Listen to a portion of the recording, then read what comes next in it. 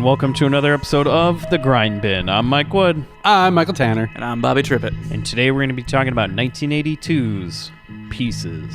Is this what I think it is? Hey, Bobby, I got the money.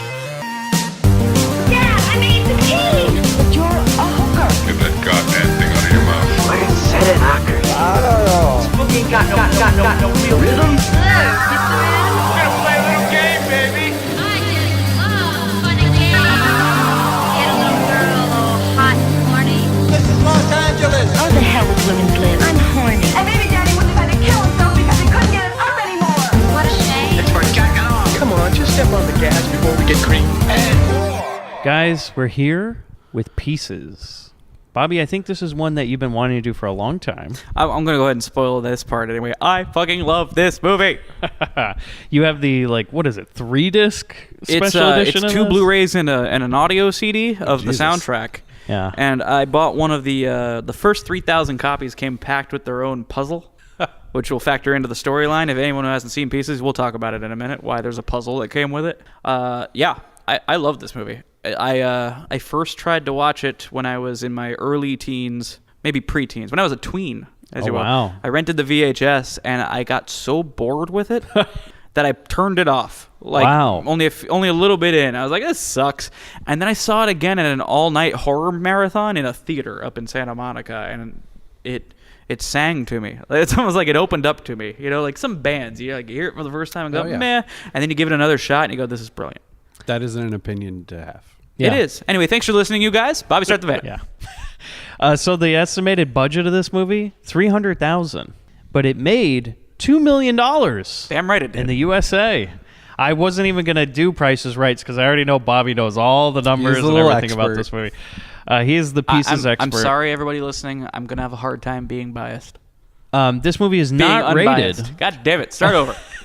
This movie was not rated, so it didn't even have any sort of classification, but it still made $2 million, and nobody under the age of 17 was allowed in the theater, with good reason, because this is an incredibly violent and crazy movie that apparently you couldn't even get an uncut version of it on DVD or on anything until 2008 or something, was the first time this ever got released uncut It took in a America. very, very long time. Yeah. The gore is so over the top because much like the original Night of the Living Dead, they used pig carcasses and actual entrails and actual blood. So rough day at the This office. is like for these Faces of actors. Death level of violence. Yeah, it ends up being some of the simultaneously the most realistic and the least realistic violence you'll see in a film.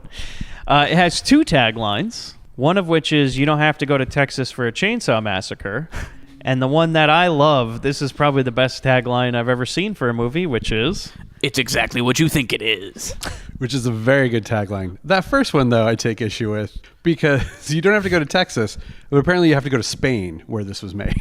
You mean Boston, Spain? Oh, yeah, Boston, Spain. Yeah. Because the film takes place in Boston, was shot entirely in Spain. In apparently some school in Spain where nobody ever is there because there's just a giant vacant campus where 10 students go to.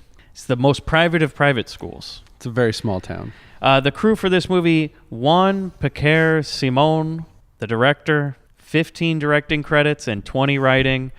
Most are Spanish productions, but here's some of them. 1979, Supersonic Man. Mm-hmm. Have you seen that? Yes, I've seen it. How is it? It was covered by Riff Tracks. Yeah. And it's fun. Yeah. It looks fun. It's definitely... It's stills of exactly it, what it you looks think it is. fun. Yeah. Here's one I think that might show up on the bin. I'm going to screen this one, see if it's worth it. It's 1983, Extraterrestrial Visitors. A young boy in the woods discovers a lovable alien. Or is it? I have not seen that one. Isn't that Pod People? Is it? I'm I'm not very familiar is. with that one. So I Well, can't- it stars the same guy as this movie. That's just the other name for Pod Okay. People. Okay. Or Pod... It was on Mystery Science Theater 3000. I think it's Is Pod it good? People. well, it was on Mystery Science Yeah, Theater 3000. it's terrible That tells you a lot. and fun. I don't know. I'm always anxious about doing movies they've done because it's like, Yeah, they can because do it. it's usually... Honestly, I think if we're going to cover another Simone film, we should do Slugs. 1988, Slugs is what I have written down, and then 1990, Professional. See The that Rift. transition?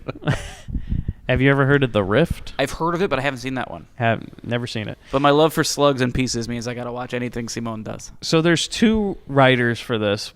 one is actually also the producer, who's a prolific producer of B movies, who's Dick Randall, credited as the writer. 11 writing credits, 54 producing. 1971, he wrote The Mad Butcher. After being released from a mental hospital, Otto returns to his old job as a butcher. Perfect. He tries to adjust to his new life, but after a bitter argument with his wife, he accidentally kills her. Like Microwave Massacre. Fearing he will be sent back to the hospital, he grinds her up and sells her as sausages. As friends and relatives start asking questions about her disappearance, they too start ending up in the butcher's display case. The Mad Butcher. You know, we laugh at that one, but then you get Johnny Depp and some shitty music, and everybody loves it all of a sudden. 1971, he wrote and produced Lady Frankenstein. 1975, wrote and produced The Erotic Adventures of Robinson Crusoe. Funny enough, I believe I have seen that. And weirdly enough, I've seen Lady Frankenstein in a movie theater. Oh, wow. Were you like, I love Robinson Crusoe, and I would love to see his erotic adventures. Those are the ones you don't get. I think it was more that we had cable, and I was a horny 12-year-old. I thought you were going to end this story as modern day. You were like, we had some wine. It's I had a date with myself. No, I remember one of the cable channels, like the adult cable channels, having Erotic Adventures of Cinderella, which I definitely know I've The seen. spice must flow. Yeah, and I'm pretty sure Erotic Adventures of Robinson Crusoe as well. It's an interesting one to make erotic adventures Yes, of. because there are two dudes in the original story. If memory serves, Friday is a woman in the Erotic Adventures. Well, he also produced a ton of B movies, including this one. Roberto Loyola, who's also a writer in this movie, under the name John Shadow. Which is a reference to the way they made the killer look in this movie. Yeah, so it's interesting. We'll get into that whole thing. We'll talk about that later. He only has one other writing credit. He produced 9 movies. You've never heard of any of them. So, the cast, though, Grindbin all-star Christopher George from Enter the Ninja, Venarius himself. So glad that he's back on the show. Christopher George now on the side of the angels. He's not as over the top as Enter the Ninja, but he's about as inept. Because man, the level of police work he does is he couldn't be bothered. Like his one character trait in this entire movie is he's never gonna get that thing lit. Like he's got a little cigarillo in his pocket. There, he keeps trying to get started, and something keeps stopping him. I thought it was like, literally he tells someone else to do all the work. Yes, that's his whole role in the movie. Is just like I'm not going to do shit. You the do real it. police work is done by his partner, Race Bannon. Yeah. Or what did you call him, Tanner? Pat Patterson. Pat Patterson. I just called him white hair the whole movie. So Now, this is why Christopher George and Linda Day were in this movie, because they're married at the time. Were they at the time? Yes, they were married at the time. So this is just a little vacation in Spain, is what it is. Fantastic. Little honeymoon. We just got to show up to this set for a few days, and we're making some sort of Spanish blood film. Nobody will ever see it. Whoops. I love when that happens. That happens so often with movies we cover where they're like, none's going to watch this. This is absolutely a case of Christopher George and Linda Day thinking nobody's going to ever see this movie. So it's some stupid Spanish piece of Spain. shit. Yeah, we're going to have a nice vacation. It'll be paid for. It's a write-off, all sorts of great things. Christopher George is not giving a shit. He's like, whatever, what do you want me to do? I'll show up. I'll say my lines. And I'll say this about that. It adds so much to this movie. Yeah. His sort of... Yeah, I don't give a fuck. This is He's like if he was trying harder, it wouldn't be as fun. This is like Rod Steiger in Catch the Heat, where he could not be bothered, and it's like, But look, he's still Christopher George, so he's got this charisma. Yeah. And so you still like, it's like Bronson. When he doesn't give a shit, you still love this guy. yeah, well, or Rod Steiger. Yeah. Like Rod Steiger's like, I've never been to Argentina, I'll try it. You know, Christopher George is like, I'll check it out. Yeah, I've always wanted to go to Spain in the summer. What say you, Linda? I got a role as a tennis teacher in this movie I'm doing. How about that? She's like, whatever. I don't even know how to play tennis. Clearly. It doesn't matter. Which they talk about in an interview with Juan Picar-Simon about like they had to show them how to play tennis just for the little bit of tennis She's that they supposed to do be in a the movie. tennis pro. She doesn't know how to hit a fucking ball. She's never done it in her life, and they're like, all right, we got to hire an actual tennis pro to show you. Or just throwing it out here. Remove the one line that says she's a tennis pro from the movie. Oh, yeah. And it is not an issue. Yes, exactly. And Well, the one I moment will where they're get to it. playing tennis. Yes. Yeah. Just Take that out. multiple moments of tennis Oh, yeah, we do see a that go lot on of for tennis. minutes, by the way. And it's like, Linda, you don't swing down to hit over just the net. You know, like I don't even play tennis, and I know you Everything's an overhead chop. It's just she's spiking everything. Like you just see that was like me playing tennis back when I was a kid. I was Yeah. like, whatever, hit it as hard as I can. Just Agassi that shit. It's everything is either going into the net or going over the fence. I did the and same they're thing just every time I whatever. played soccer when I was a kid. It's like the ball came near me, I'm kicking it as hard as I can at that goalie. Get it away from me. It's glory or nothing at all. So Linda Day, who plays Mary Riggs, tennis pro, world famous tennis pro, better than part-time anybody. police officer. Yeah, Speaking of better than anybody, we'll get to it. I think she has the best performance in this movie. yeah, she's tied with only Serena Williams in the most wins ever. Mary Riggs, tennis pro. That's a good name for a tennis pro. Yeah, Linda Day, mostly known as Lisa Casey on Mission Impossible, the TV show, and also like any sort of old thing they did with Mission Impossible, or TV movies and such. That show didn't last as long as I thought it did. It was like only As long as that 48 movie episodes or franchise. something. Yep. Yeah, they might get to Mission Impossible 48 by the time it's all said and done. That'll be one where they just dig up the corpse of Tom Cruise and put him up with CG. You know, I feel like they have every angle of him, you know? So They're like, going to take his corpse and shove it down a luge, and then everything that he's already passed is going to explode. Look, and we're just going to put a GoPro on his feet. yes. They have mocap the hell out of Tom Cruise to the point where they don't even need him to show up anymore. Like, dude, we got it. Just stay on your boat. We just Go have another 9th birthday party. we'll just we'll get your stand-in, okay, and we'll just replace him with you. You know, yeah. It's actually the new Mission Impossible is just Andy Serkis, and they replace it. They just put Tom Cruise Fantastic. over him. Can he after how yoked he got for Black Panther, can he still do the mocap? Because he's turning into a muscle cloud. So Linda Day has 80 credits, tons and tons of TV and some movies. Here's another good one we need to watch at some point in this show. We're going to watch every one of his movies at some point. His last movie, 1983, Mortuary, by Grindbin All-Star, Howard Avedis, my favorite Grindbin director of The Teacher, Scorchy, and Dr. Minx. Fantastic. Mortuary, which stars Linda Day, and I believe it's Bill Paxton. Wow. Yeah. 1983, that was the Is last that the movie one made. where the teaser trailer has Michael Berryman getting pulled into the ground, and think then it Michael is. Berryman's not even in the film? I think Like it might they be just actually. filmed an unrelated scene to get people to come to the movie? I respect that shit. But you know, because it's Howard Avedis, he's going to do some crazy shit like Linda Day is going to be trying to fuck a 14-year-old boy, and everybody's going to get killed at the end. That's why you got to love Perfect. his movies. So wait for that one, fans. Yeah, and also we're going to watch this one, The Young Warriors, 1983. Yes. Starring Ernest Borgnine, Grindbin All-Star, and directed by Grindbin All-Star Lawrence D. Folds of Night Force. Hell yes. I am always down for more of the Borg. Oh, a young woman is gang raped and murdered in a California Boy. college town. Oh boy. Sparking her brother Kevin to take up arms by night with a gang of like-minded vigilantes from his fraternity, It's important to seek out like-minded vigilantes. brutally punishing any miscreants they catch in a criminal act. Ooh. You think eventually they take down Kappa Kappa Kappa? Ooh, I don't know. So that's an interesting idea. It's the like Batman fraternity. So they just the vigilante fraternity. They watch Death Wish one too many times, and they're Yeah. like, "We're just gonna go take the law into our own hands." God, it's all my favorite things. It's revenge. It's gangs. It's fraternities. It's perfect. Here's my favorite part, though. In the meantime, Kevin debates the issues of violent crime in the U.S. with his teachers and others during the day. Is one of those teachers Ernest Borgnine? You know it probably Yeah. is. Like, either that or Ernest is one of the bikers. I want Ernest Borgnine on a Harley. We're in a cut. He would certainly not get involved in the rape scene. We're talking about Ernest Borgnine, like Academy Award winning Ernest Borgnine of you Marty. guys have seen the footage of someone asking him on TV, "What's his secret to long life?" Right? No.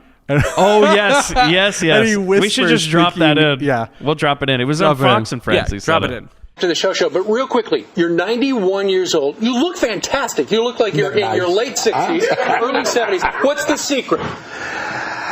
I don't dare tell you. No meat. You don't eat meat. I masturbate a lot. Okay, I think. Thank you, Ernie. That was great. I actually heard that. Ernie, have you ever been on YouTube before that? Listen. Yesterday. What are you talking? time out. He'll be in the after the show. Log on to foxandfriends.com. I just shook his hand. So yeah, my wife was watching Marty the other day, which is like I believe, did he win the Academy Award? Best actor. For And that also, I believe, won Best Picture. And Yeah, I was like, all right. Don't remember if it did, but Ernest I believe Borgnine. And I was like, man. And then you slum it. No, because I was watching this movie and I'm like, fuck, moving target. Like, from Blairvember, moving target. How the fuck did he get there? He barely did. This if is you remember Marty. Moving Target. Yeah. He was barely moving in that movie. Oh, so basically, as Kevin and his gang head towards a final bloody confrontation with the lowlifes who murdered his sister, other scenes show the difference between his character, now violent, and the normal people he's supposedly protecting. So it sounds like a great, weird movie by the man who made Night Force, one of the classics, Lawrence D. Folds. I like it. So Frank Branya, yes. who plays Sergeant Randy Holden, or as I write, Randy, white hair, or Race Bannon. Patterson, Pat or Patterson. Race Bannon. Mike Pence. Yeah, he never says As much you in like this it. movie because he's Spanish. And because he's busy working. Yeah, he doesn't speak English, so they just ADR'd him. But they were like, you don't have to say anything. He's been in 171 movies. Fantastic. Every movie this director has done, Branya's in it. So he's his man. Everywhere you turn, Branya. Edmund Purdom. I really want there to be trailers in Spain that are just like his name. They come up, Branya. Like a door kicking open and Branya's back. And then the trailer just ends. He's like he's everyone Spanish is gonna go see Bronson. it. Yeah, he is. I was just gonna say Spanish Bronson. Branya's in the streets. Yeah. So Edmund Purdom, who plays the Dean, another longtime character actor with 98 credits. Hell of a face. Just nothing you've really. I mean, you've seen it, but it's nothing. One Yeah, of I those looked actors at who his just kind IMDb and I was of like, wanders through maybe. movies. Yeah. Ian Sarah, who plays Kendall. That's not a girl. That's a man. Kendall. Or Ken Doll, am I right, Ken guys? Doll, right? Spoilers for the end of the movie. I don't know what it is, but I think the director's got something for this kid because he puts him in everything he makes, including Extraterrestrial Visitors. Did he before Pieces, or was it everything after Pieces? No, but like Pieces was his first movie that he was in with this director. Well, then I have a theory once we get to the end of the film as to why he cast him in everything after Pieces. Well, maybe. I feel like he took to this boy, though. He certainly liked him, that Ken doll. Well, he's got that Gutenberg charm. Does he? No. I think he might be a little bit of a Mary Sue for the director. That's what I'm thinking. I think he really liked this kid. It's kind of how once Woody Allen got too old to like be in his movies, he just cast guys who were like him. Yeah. And Yeah. he's like a real ladies' man, Yeah. and he doesn't even have to try. This kid reminds me of myself. Okay, so when they first showed this guy in the movie, I thought he was supposed to be like the dork. Yeah. And then you're like, And then the dork showed up. and then yeah. the dork shows up and he's like, man, every girl wants you. He goes, I don't even have to try, man. Yeah. They just fucking come to me. You're like, wait, what? This is some wish fulfillment fantasy? Yeah, right. I think he's living vicariously through this kid. It's another trash situation. And he's also like, don't worry, I'll get to show you junk. yeah, and he's that's, like, that's another scene we need in this film. No, pull out the dick, Ian. Christ. And then the last person I have is Jack Taylor, who's a professor. Again, longtime character actor, 126 credits. He was in Conan the Barbarian, and he was in The Ninth Gate with Johnny Depp, if you remember that movie. And the look Really? that he has when he pops up in this movie, when he walks into the frame, it feels like you're watching like an SNL sketch. Like something about the facial expressions he's pulling and his weird mustache and everything. You're like, okay, this is a joke, right? This isn't a real scene we're watching. It is. So this is a Spanish movie, so it's clearly heavily ADR'd. Wait, you're not going to talk about Bluto? Oh, Paul Smith. Paul Smith. You can't I'm sorry. forget Did I step on it? Were you building No, up to go ahead. No, he was Paul just gonna forget Smith. about him. Paul Smith, the man with the most boring name, but the most exciting filmography and face and body in motion pictures. Oh my God. Bluto from Popeye. He's my in favorite Red character Sonja. in this He's movie. like the comic relief guy. He's in Dune. Yes, where he's got red hair and no facial hair. Yep. Like Yo, don't recognize him. no. But most He has known an for action Popeye. figure. Oh my God, he has an action figure. Well deserved. That blows my mind. Yes. And he's got this interesting face he likes to pull in every scene of this movie where he picks a different person or object in the film and goes, "Oh, you." Kind of tilts his head and squints one eye and kind of leans in toward the thing like, yep. And now I've just like gooed about him, but when he shows up in the movie, my wife was walking by and she's like, "Are you in this movie?" You are definitely the Bluto of the Grindbin. Yeah.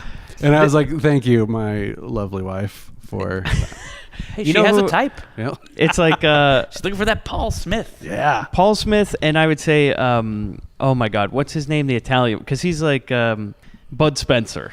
Okay. Do you know what I mean? He's a lot like Bud Spencer as well, which he's in all sorts of Grindhouse movies, and he has not been on the Grindbin yet, but he will be eventually. Absolutely.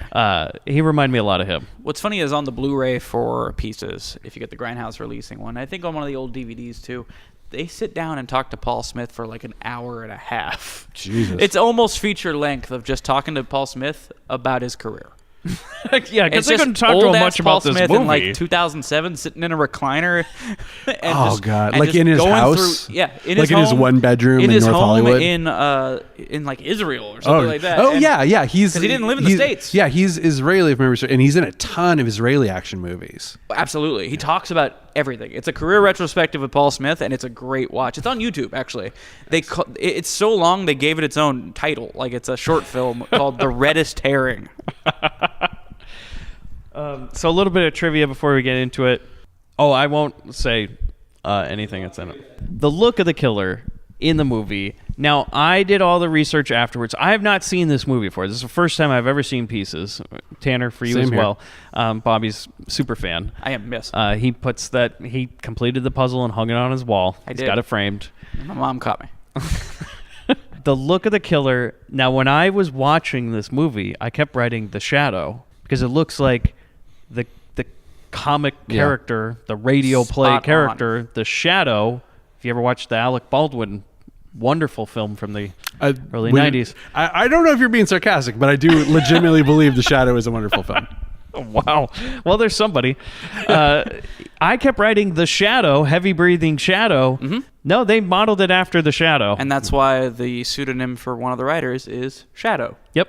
And a lot of people, because of when this came out, thought that it was a homage to old Giallo films, where typically the killer, you look at like Blood and Black Lace, a number of other films, would be this black glove, trench coat, hat, the whole deal. And no, that wasn't what they were Nope. going for. They just The really Shadow. like The Shadow, Yeah. which has nothing to do with anything that happens in this film.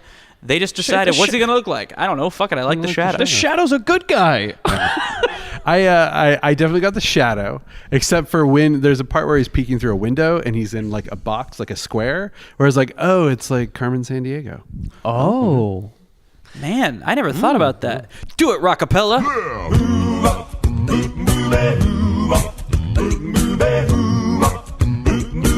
I didn't think that would work. So as you mentioned, the entire movie shot in Madrid, nothing in Boston because there was no budget for second units even. Some USA locations were recycled from Supersonic Man stock footage. Absolutely. Another movie that this director had made. Not a piece wasted. Filming had commenced apparently in the winter of 1981. It was cold Oh, as so shit. Christopher George and Linda Day thought they were getting a summer. Nope.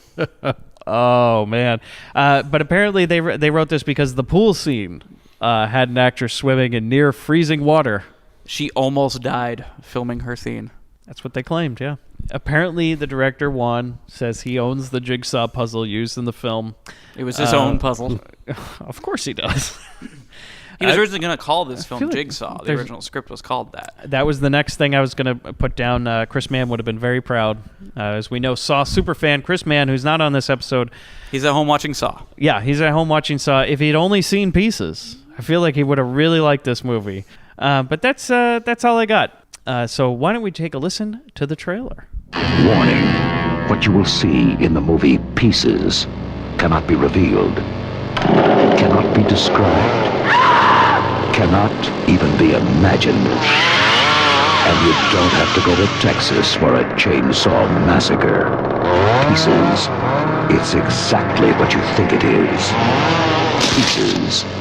Absolutely no one under 17 will be admitted. So, guys, we start. It says Boston, 1942, and we just have the shot of a house. Like 1942. Is this going to be a World War II movie? Yeah, it's The year was 1942. World War II still rages in the hearts and minds of the German people. That's what I call one sauerkraut. Is that the shadow? So a kid's playing with a puzzle on the floor, Reciting Humpty Dumpty. Yeah, and this mom comes in and she's like, "Oh, what are you building there? A puzzle?" And then she looks over and it's a smutty puzzle. It's a puzzle of a naked woman, and mom immediately takes it to 11. Yeah, she slaps him and she says, "Where does this filth come from? Just like your father." And then she starts like breaking a turns mirror. and smashes a mirror, and she's like, "I'm gonna burn everything." Yeah, she says, "Go get me a plastic bag. I'm gonna burn everything." And since mom took it to 11, kiddo takes it to 14. Well, she starts uncovering more filth, and he's been hiding all kinds of stuff. So the kid comes in. He comes up behind mom while she's starting to thrash his stuff, and takes an axe to her. Yeah, right to her face. Right on the head. And I wrote, I mean, it is 1942. Smut's hard to come by. Yeah, I mean, she's destroying valuable. Yeah, it's like, do you know how much that shit's worth? Lady's like ringing the doorbell and like the phone's ringing at the same time. And you just see shots of him like sawing his mother. He's smiling while he saws. Also worth pointing out that the phone they show is a touch-tone phone in 1942. Yes. Also, she refers to plastic bags, and plastic bags did not exist in 1942. This is a wealthy family. They have access. They like work for access DARPA. to a time machine. Yeah. Only the wealthiest. I mean, which is weird that he'd have the printed pornography when he would have had just early internet and could have got all the porn. Yeah. So we're merely like 2 minutes into this movie, if even that, and we're watching a joyful child saw his mother to pieces. And he's all covered in blood. The whole room's in blood. All of a sudden, it's like night now, and the cops have arrived, and they basically break down the door, and they come into this room. It's fucking covered in blood. They're like, Jesus, what the hell happened? They open one closet, and they find the mother's head sitting there on a dresser. And then they open another closet, and little Timmy's inside crying, and he's all bloody. He's like, they killed my mom. Timmy's a criminal mastermind. Yeah. And then it's very Mikey-esque. If you remember I knew you'd the appreciate movie that. Mikey, which is, before I watched this movie, our friend David from Australia, Grindbin All-Star in the Patreon, had messaged me and said he'd watch Pieces, thinking it was our next episode. And he described it as Mikey meets Silence of the Lambs. That's not bad. And I was like, yeah, I could see it. So like Mikey, he tells the cops, like, oh, it was some guy, some kraut or something. We're looking for some sauerkraut. Did my mother in? He did. And they're like, oh, the fucking Nazis are here now.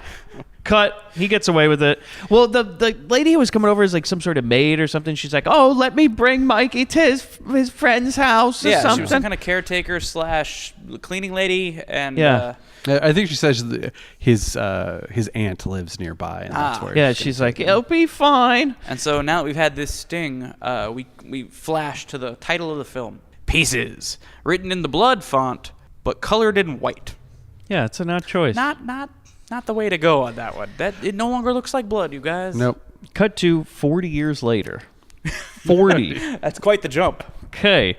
This is a slow burn. Okay, now let's remember that 40 years when we go through the various red herrings that are in this movie, and you go, no, it can't. Someone is dressed in all black with black gloves opening a box containing the wardrobe of the dead mother from 40 years ago. As well as a Bloody nice shoes. 8x10 of the actress who played her. Yeah, and he's crossed it off in a nice X, and it's she's dead. such an 8x10 because it's like, It's one of her promo stuff. Yeah. Like, it's her It's headshot. her headshot. can you bring up a They got family it from a photo? local dry cleaner. Can you bring a family photo to set, ma'am?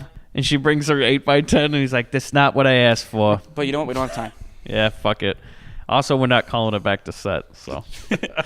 And then we cut to, okay, now this, I didn't understand this part. Oh, I totally do. What do you need help with? We cut to a girl skateboarding. A girl on the college campus is skateboarding, and we're doing like some Charlie Chaplin shit because now these movers are moving a giant mirror, Yeah. and she almost hits them, and the movers accidentally smash the mirror. Now, the smash, you see, has brought back memories for our killer 40 years later. And this is the inciting incident, Mike. This is what sets off the killings again 40 years later. Here's Is it? where Is I it? would. That is. I have the exact same read. Although I Is it? Thought because It's exactly what you think it is. Yeah, it is exactly what I think it is. But they didn't establish that the killer is watching this scene. Yeah. So it just looks like a random girl skateboarding, which cool. Hey, It's cool nonsensical skateboard. Awesome. She like waves hi to some friends, and we have like the joke set up with like the guys moving the mirror, and it looks to me like she crashes into it. Yeah. Maybe she did. So, Yeah, I thought she my assumption died. was like, yeah, she died. Yeah. She's dead. But I they thought that didn't was the first establish. death. Yeah, I thought it was the first death, and I'm like, okay, I get where that's the thing that sets the killer off. But they didn't establish that the killer was there. No. So it just seems like a random scene. Yeah. And then we immediately cut to The killer pulling Another the puzzle killer. back out. does he pull a No, they're like cross-cutting. Yeah. So at this point, it's like, I didn't know that the killer's there. I thought this was he's at home, and at the same time, a Exactly. girl's crashing That's through a window. understandable. That he had nothing to do with that murder. My understanding is that that's what I took away No, from I mean, it it makes sense, but they don't establish that in the film. Right. That is making me work too hard as an audience member. Yeah, to make I mean, sense of maybe their by movie. viewing 40, because you've seen this movie quite a few course. times, I would get it. While it is exactly what you think it is, they're not going to feed it. to you. Yeah, but viewing 1, I'm like, what? You're like, huh? I thought she died. And the whole movie, I'm I like, will tell you this: how come nobody's 11-year-old talking me about- was ready to pop out the VHS. Like, I don't know what's going on. I mean, because I was like, how come nobody's mentioned that skateboard Yeah. girl? And the whole movie, I'm like, what about her? Well, isn't she the first death? That's what that her? I did Is not it? think that was her. Oh, I thought it because was. I I thought the skateboard girl died when thought- she went through I also thought she plate was a glass brunette. window, you know? I maybe have to go Yes. back and check that It's out a again. Maybe brunette. it's Yeah, unrelated. But no, that's what She's everything also- I've read she's is a that brunette. it's the same girl. Okay, because But- that's we'll get to the murder, but maybe it is, maybe it isn't. Because the skateboard girl has brown hair. Yeah. But the girl we're going to cut to now is like a blonde. Yeah, kind of like a dirty blonde. Yeah. But it's the same length and same kind of Yeah, slight yeah. curls. But it was That's confusing. why I thought maybe the lighting or something made the Yeah. hair look a different color in a different area. But is that the same girl? I guess ultimately, I don't it doesn't know. matter. This all begins It like all matters, Bobby. Every it piece all matters. matters. it kind of all starts like sleepaway camp almost, like with the most like what the like, fuck is going on style. What does this have to do with anything? If there was only the killer go, I got you a whole bag. You get frontal Would've been nudity great. in both movies. Yeah, exactly. So the girl's studying the grass, right? This, as Nice little- Tanner said, a dirty blonde. Dirty blonde with her butt hanging out. Sure. So dirty on a couple levels. It's 82 on a dirty college girl. campus in Spain. Yeah, you know. That's how we do Let it. We're Very lucky European. she's wearing a top. Yeah, let those cheeks out. You know, get them tan Sun's out, buns out. in the dead of winter in Spain. Little known fact is because they had to melt all the snow before they shot every outdoor scene. Yeah, bring the shorts, honey. And so then she's like, okay, so she looks over and there's some guy It's a chainsawing. groundskeeper, gardener guy who's working on the bushes with a chainsaw. dressed like the Shadow. Well, this guy wasn't. This guy had goggles and Yeah. like a bandana. He looked like a guy who's gonna be working with a gas powered Yeah. chainsaw. Absolutely. Like sure, he looked perfectly normal. And she says, are you going to be long? I got to study. And he says, just a few minutes, ma'am. And then he was right, just a few minutes for your life. Because then, good one, Mike. Because then the killer in broad fucking daylight in a public place comes in and saws her head off. Yeah, the head off, clean off. Just pops right off. Wow. Like it's a dandelion. And this is when you know, like, man, they're not holding back. The level of violence in this movie is. We're gonna go for it. Wow. It's a really good beheading effect. Like Oh, for that I think era. all the Like, I'm violence is into very it. good. Well, that's what happens when you use real blood, real everything. You know, it's It's everything short of actually murdering people. Yeah, she was already dead when they cut off. the Yeah, head. yeah, no problem. So Christopher George, who plays Inspector Bratton, we're just going to call him Christopher George. He's arrived at the school and he's like, I'm here to help solve murders. He's on the case. He heard And there he's was a like, murder. Did I say help? I meant I'm here to Delegate. delegate. And does anybody want to be a cop? Hey, which one of you students wants to go into policing? Huh? Any of you? Who can I deputize? He Who wants to be an intern? should Huh? have been passing out badges. Little So- stars on their chests. Oh yeah. So kids smoking pot. Okay, this is great. We just meet some. fucking weird. Okay. We meet, Linda Cannon, Helen Fodder. Okay, this is the ADR dialogue is so great, and we're gonna play it. This of is one of the course. most famous There's no lines way from we're this not. movie. Is this okay, so they're standing around, they're smoking pot in the middle of a school hallway. Fucking hallway. Right? That's how you fucking do it in Boston. Spain or Boston, whatever Boston, you want. 1982, Boston, Spain, of course. man. You know what's the funniest part about this is not a single person has a Boston accent in this movie. Not one person's like, go down to the You show harbor. me two people who have the same accent in this movie. They're all like the ADR. Again, if you're gonna ADR all the dialogue, why not give it a little Boston flair? You know, get a Matt Damon or somebody to be in there. But no, Everybody's talking like a couple of Bostonians. yes, well, Mighty Bostonians. It would make sense in Boston. Yeah. But everybody, yes, But has no some sort of. townies are going to this prestigious 5-person university. But maybe the groundskeeper. You know, maybe Bluto would have a. Pluto, the one guy with the Boston thing. Yeah. Hey, He you would. runt. He would definitely have a Boston accent. He'd be talking about the fucking Patriots and the Red Sox, all sorts of shit, you know. So these kids are smoking pot. They're talking about the new waterbed that they installed in the training room. Like, what? Why is there a waterbed in a training room? That's what I wrote, and I'm like, maybe a little sex traded. Maybe this is a sex university, huh? I mean, you guys hear that sound? No, I know. I think we know where that's. I think we know. Obviously, everybody is going to have a little opinion about this movie involving that waterbed that connects to the van because it makes total sense. I just want to say though, a little aside. I'd never slept on a waterbed until this past weekend. What I did you stayed think? in an Airbnb and I slept in a waterbed. What the fuck? Okay, wait, what? You went to someone's Airbnb and Yeah. slept in their waterbed? It was a cabin in the middle of nowhere in the desert, like literally not even anybody close to you for a mile in each direction. Mike, did you burn You had your to drive- clothes afterwards? No. You had to drive down a dirt road for 2 miles to get Tanner to a is shack. currently doing a Paul Smith face at you. Okay. No, I'm getting ready. My wife, we get to the Airbnb. She lays on the bed, like kind of dives into it because it's been a long day. And she goes, it's a water bed. And it's all shaking around and everything. Not the type of bed you want to dive into. Poseidon was angry that night. Worst sleep I've ever had, I think. I haven't done it since I was a child, but It was I remember horrible. it being terrible. Yeah. Anytime Why somebody did moves, anyone do it? Anytime your Except- partner moves in the bed, yeah. Awful. It was horrible. I've never had a worse night's sleep. And I was getting up to go hiking the next day. So that was a lot of fun. It's always uncomfortable because it's like in a frame. Like, you know, when you're Oh, putting try to your- get out of that Yeah, thing? try to get out of it. Try to sit on it to like put your shoes on. Like, it's the most inconvenient. In those moments, it's when it dawns on you that the sex your parents had to make you was shit.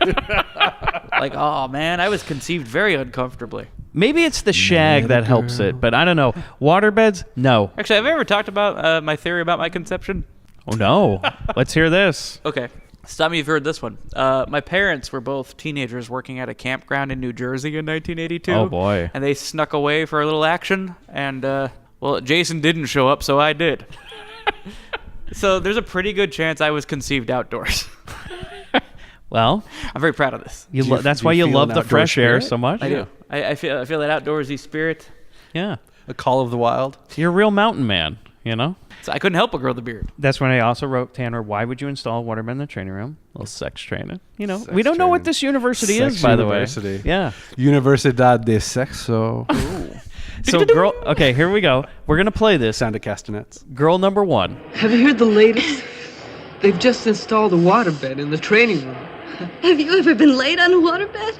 The most beautiful thing in the world is smoking pot and fucking on a waterbed at the same time. That is astounding. I like to imagine that as a response to the line from Conan. What is best in life? to smoke pot and make it on a waterbed. Can someone please splice that together? So I call this girl Pot Girl until I can't remember any. Like, look, the problem is you can't remember who anybody is past this scene. Well, a lot of these kids are cannon fodder. They're not Oh, yeah. important characters. So is this a university, like college level, or are these Supposed to kids be. just stupid? it can be two things, Mike. Because like this could be some sort of special school. It really could be, because the jokes are not of college level. I think because a professor comes out of a room and they're like, "Look, I'm gonna get him," and This she is where wa- we see Jack Taylor. Yes, who I just called the professor. She walks up and she goes, "Where are the pectorals?" And everybody's like, "Oh my God."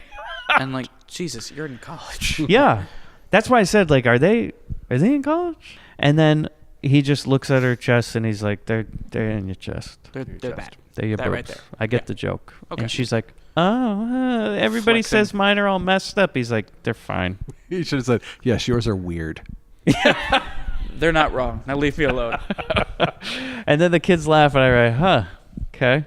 So then we go to this office, right? So the dean's office. Professor comes in, and the secretary's like, hey, this killing's a big deal, right? And he's like, yeah. She's like, we think it's an inside job. And I'm like, okay, well, hold on 1 second. Can we get like a little context or something? Because what? No, they're pretty sure it's one of the staff. And the dean is like, oh, we've called the cops. And so then they want the professor to come into the... Well, they mentioned that Professor Brown is in charge of the anatomy department. Yeah, and they're like... And at that moment, I wanted them all to just break the fourth wall and look at us. They're like, hey, you get it? The way this movie makes literally everyone a red herring is astounding. Because it doesn't matter if it even makes sense. They're just like, it might be this guy. Some of them don't make any sense. Now, how old would you say the professor is? He looks old. He looks like John Waters. He definitely does. He looks like John Waters, but I don't think he's that old. Yeah?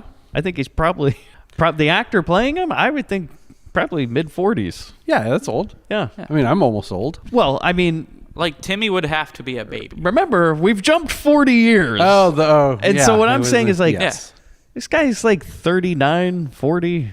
He's not old. He's not quite old enough. Like I said, he'd have to have been a baby in that opening scene, which I'd love to see a baby take an axe to somebody. But I'm like, maybe a little casting choice, a little older man, Ernest Borgnine or something. Our game of Guess Who is not a long one. No. Click, click, click. All right, it's not this guy. So we go into the office and so Christopher George is there, right? He's the only person you don't have a red herring for, which would have been a great red herring. Christopher George being the potential killer. If the guy investigating the case is also possibly the guy doing it. That would have made so much sense. Yeah. But no. It also is funny because he does no investigation himself. Exactly. So it's like, He's not... Hey, other people, they can figure it out. We should just talk about this briefly. Christopher George in this movie, there are multiple points where he just sits at a desk and he goes, I need a clue. I need a lead. And waits for someone to bring him and it's like, well, fucking do it. You're the cop. As a detective, sir, you should be there. Is he not a detective? Like, maybe things work a little bit different in Boston, Spain, but I don't know. Like, he concludes that it must be a ninja. Ninja! What? Yeah, at some point somebody hands him a letter. He goes, a ninja? What's a ninja? Oh, but do you guys think a ninja will show up in this movie? I don't know. Also, anything can happen in this movie. movie. Do you think a secret Grindbin All-Star is going to show up in this movie? Because if you haven't seen the film yet, one does.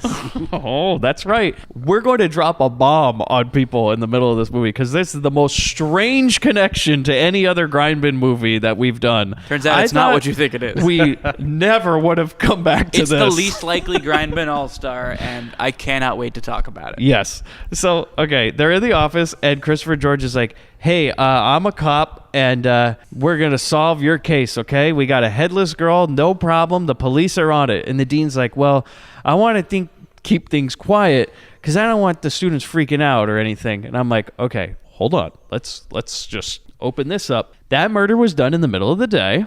They all know about that by now. They heard a woman screaming as her head was ripped off by a loud chainsaw. And it's out in like the foyer. It's like they saw it happen. Yeah, it's in the fucking quad. They saw a dude running away with a chainsaw and a body part. They would have seen the coroner van. Yeah. They would have we gotta keep seen this under wraps. the police tape and everything. The kids are showing up. They're like, what's this all about? They're like, nothing. Hey, do you know where so-and-so is? They're like, she went home. Go smoke pot on a waterbed. Yeah. That's why they bought the waterbed. They're like, we got to distract these kids, Thank God every student here is too high to know what's going on. Yeah. Is this like, are we in summer school or something? Because there are only like 10 kids The killer's at the this guy school. who went to the bathroom at the beginning and doesn't show up till the end. Like, there are more people in stewardess school than there are in this movie, like, that go to this university. Like, is this supposed to be Harvard or something? Like, I don't get it because we're in Boston, right? Mm-hmm. Is this Harvard or Boston is this is like a very small town. Are they doing a real dig at like Boston College? They're like, yeah, only the fucking I think they losers. probably threw a you- dart at a map of the United States and said, this movie takes place in Boston. Yeah. Hey, have you been to a U.S. city? Yeah, I went to Boston once. Yeah, I heard nobody goes to the schools there though. They don't have any big schools there. I don't think. Not like a top Ivy League school or anything like that, right? Perfect. So they're like, we're going to solve the case. Okay, that's when I write, are they only talking about the headless girl? What about Glass Girl? Right. They don't Because care. she didn't die. They're like, She no, just broke some glass and went on about her day. she just Bart Simpson did, I guess. Yeah. She just went home and... Did we ever see that girl again? Because you thought she got If killed she's not in the the girl who field. got beheaded at the beginning, we don't see her again. Yeah. Is she the tennis girl? She's No. just an extra. Oh, you're Not right. the tennis girl. She's definitely not the tennis. She's either the beheaded girl or she died when she ran into the glass. She can't be the beheaded girl because she was... Well, then she's just a different girl hair who color. broke some glass and then skated away. In that opening to The Simpsons. Matt Groening's a hack. He saw this movie. So now the professor and the cops, they walk down the halls, and Christopher George Whitehair or Pat Patterson, or we got to come up with a name. So what are we going to call him? I've been calling him Race Bannon. I like Race Bannon. Okay, so Race because Bannon. he looks dead on like Race Bannon. So from Johnny Christopher Quest. George and mute Race Bannon are going down the hallway, and they ask the professor, like, you know that girl that got killed? And he's like, not really. And Christopher George is like, got my eye on you. Mm-hmm. Anatomy A clue. professor. And he's at one point they talk about a skull that was gifted to him by one of the students. Yeah, and he goes, this used to be a 16-year-old girl. And he goes, God knows where he got it. And that's another point where I wanted them all to break the fourth wall and look at us like, this needs to be very Blue's Clues. Like, can you think of where this might have come from? So this scene ends with Christopher George kind of puffing his chest out, and he goes, hey, Professor, can you tell me where the pectorals are? And he's like, really, you too? God damn you all. And so then the cops, they're like, we think it might be one of the students, so keep your eyes open. And I'm like, they're really just kind of throwing Casting out a those wide theories. net. Yeah. Christopher George is like, it's a faculty member or a student or a stranger. We've narrowed it down to those three. We think it's a human and not Pretty an sure. orangutan with a butcher knife. I can tell you it's definitely not a bladed thing that came to life and started killing people on its own. So then we go outside, like the dean's outside with the gardener. Oh, yeah. Who's Bluto. Bluto. Okay. And he sees Bluto just smiling using his chainsaw. This is so funny. Is you cut to him, and he's got the biggest smile on his face just rubbing his chainsaw with a He cloth. is polishing it. And he's just so proud of it. Boy, that's an animated GIF that's going to end up on our Twitter page. Absolutely. And he's then- doing the OU face I was talking about earlier. And the dean goes, hey, why don't you finish your work so you can stop freaking everybody out and move to a different place or something? And I was like, does he mean different place on campus or different job? Different job. Because then He's later a on, contract worker. it's established that he's the groundskeeper for the whole school. And He's I'm our like, groundskeeper, Willie. so he's like, can you just finish groundskeeping the school so we can fire your ass? Can you just finish gardening the entire You're campus? creeping out the students. And he goes, OU. So then we go back to Black Glove Puzzle Man. He's just building the nude puzzle from the beginning of the movie. We'll just keep cutting back to that. Yeah. And that's how you know when the movie's going to be done. They're like, no, it's just a few more minutes, okay? It's almost done. Don't worry, there's murder coming. Stick with us. So the we students... have a pair of young students in love who are, I think, fucking in the same spot that girl got beheaded. That's right, yeah. Oh, yeah. And at the end of that scene with Bluto and his chainsaw, he's polishing his chainsaw while he watches these two college kids bone out in the Yeah, courtyard. that's right. It's a real hard then soft. They're like, we got to get it in. Get it. They're pumping in a field. Maybe it's just Spain, though. That's how people do it. They just zoomed in and got Sun's out, buns out. got a little freebie, for the camera. Boston So rules. we see. So he's putting together the puzzle, and this is a cool thing that I thought the movie did is that the hair of the girl in the puzzle was very similar to the hair of the girl he beheaded. So I was like, oh, okay, he's recreating. the He's puzzle. trying to create the woman in the He's puzzle. trying to Yeah. create it. Remember that, Grindbin listeners, for later at the end of the movie. Yeah. So now we have the students. They're studying in the library, all 10 of them. Everybody in the whole school is studying in this very, very dark library where you could never read a fucking book because Gang's they all didn't. here. Like, apparently they could rent the university, but they couldn't rent the lights because they there's had to no film on the goddamn weekends. lights in this school. And they shut the power grid down on the weekend. Also, I've never seen so many hallways in my life. It's like a fucking labyrinth, this thing. It's just, you're wandering The new around monkeys halls. couldn't get out of this. Bobby's referencing a Patreon episode we did on the show The New Monkeys. Check it out for $2 a month. Patreon.com/Grindbin. Tanner's a fan. I'm on that episode. So some girl passes this guy a note. Okay, this is where there's another massive plot hole in this movie. You hear the note read out loud, which is, I want to do it underwater. See you in the pool. And I write, it's not how it's cracked up to be. Like, you don't actually want to do that. You really don't want to do I've seen that. Showgirls. It gets awkward. You don't want to do that. And Take it from Mike, everybody. It doesn't work. Learn from his Like, mistakes. It just doesn't work. So he tosses the note towards the trash. So, okay, this is when it's like he's not interested. He tosses that note to the trash can. It falls on the ground, and strange glove hands go and pick it up. Which means, think about this for a second, that the shadow was just standing around Hanging in out this in the library. Yeah. With all the kids. He's just hanging out. It's so dark you couldn't see him. I mean, there's only, like, they're reading by candlelight. Apparently in Boston, they can't afford electricity for these kids. They're like, look, this year is rough. Here at Harvard, we only had 10 applicants. So, Tuition is down. yeah, we don't Pretty know easy to what's hide down an happening. aisleway. So we're not going to be able to use lights anymore. That's goes. So he tosses that note. Yeah, the shadow picks it up. Then we go, okay, so apparently he's not interested, right? I thought he mouthed to her like in an hour. Like I thought he told her he's that a he'd little be there busy in an right hour. now? Yeah, like I'll he's get like, with I'm you later. fucking So he wants her studying. to like get all No, I think waterlogged. I think he went full Inspector Gadget with that love note. He's like, It's I'll like, take I the can't case, stand Steve. up and then right he now. tossed it. Yeah. And then it explodes. So somebody picks it up off the ground, so the shadow does. Then we go to girls outside the library. They're making fun of the dirty professor. Oh, this is some great dialogue. Yeah, we're gonna definitely play it. And what they call him is the campus closet queen. I hear he's a sugar plum. And y'all know what they say about sugar. Zing zing. And they all laugh. And then right before that scene ends, someone goes, what do they say about sugar? So Wait, do they really? Yeah. Yeah. Oh, I did not, A character did not off catch that. screen's like, wait, what do they say about sugar? The campus class Oh, that's not nice. I think he's a sugar plum. Down, girl. You know what they say about sugar. Yeah, take What do they say care. about sugar? So then we go to the pool. Pool girl gets undressed to some sexy saxophone music. Yeah. Like Gary Busey's just right there playing it. You about to Takes her- get killed, butthorn. Her sweet ass time. Also, she Oh, drops yeah. her pants before she takes off her boots. Yeah, and that I don't was mean weird to be to me, judgy, right? but like, have you Yeah. never done this before? Now you're complicating the whole matter. I mean, first of Like, all, you're she gonna wants fall to, on your face. Like I said, I don't know if they go to college or not. They're real dummies. She wants to do it underwater, and she can't even take off her shoes before her pants. So. But she gets stripped down, and then right before she jumps in the ice cold water that almost kills the actress in real life, she takes off her top because we're in Boston, Spain, where you can smoke weed in the hallway and skinny dip in the school pool. Yeah, of course. During school hours. Of course. It's very European. Look, there's only 10 students. The odds of somebody else coming to the pool are very low. So she gets in the water, and then she gets grabbed by a big net. The shadow Oh, well, skims. Yeah. The shadow comes in the room. He grabs a pool cleaning net, which, by the way, why would you need to skim a pool if it's indoors? There's no leaves getting in there. Yeah, I think we know why. I think we know why. Okay. Come on, Mike. I think it has to do with that note being passed. Oh, that's that true. stuff floats. Although that's not going to catch that. That's. Did no. you, There's did you, enough did of you it. already forget a couple minutes ago? Shit happens in pools, Mike. I think that's why you have a pool filter. You know? But that's what I was also wondering. I'm like, no. You don't have a skimmer for an indoor pool. That makes no sense. So Wait, hold on. So some guy at the Olympics is just skimming yeah. the pool with a big net. Olympic pool skimming. Yeah. It's the curlers when they're not performing in the wintertime. Yeah, it's a living.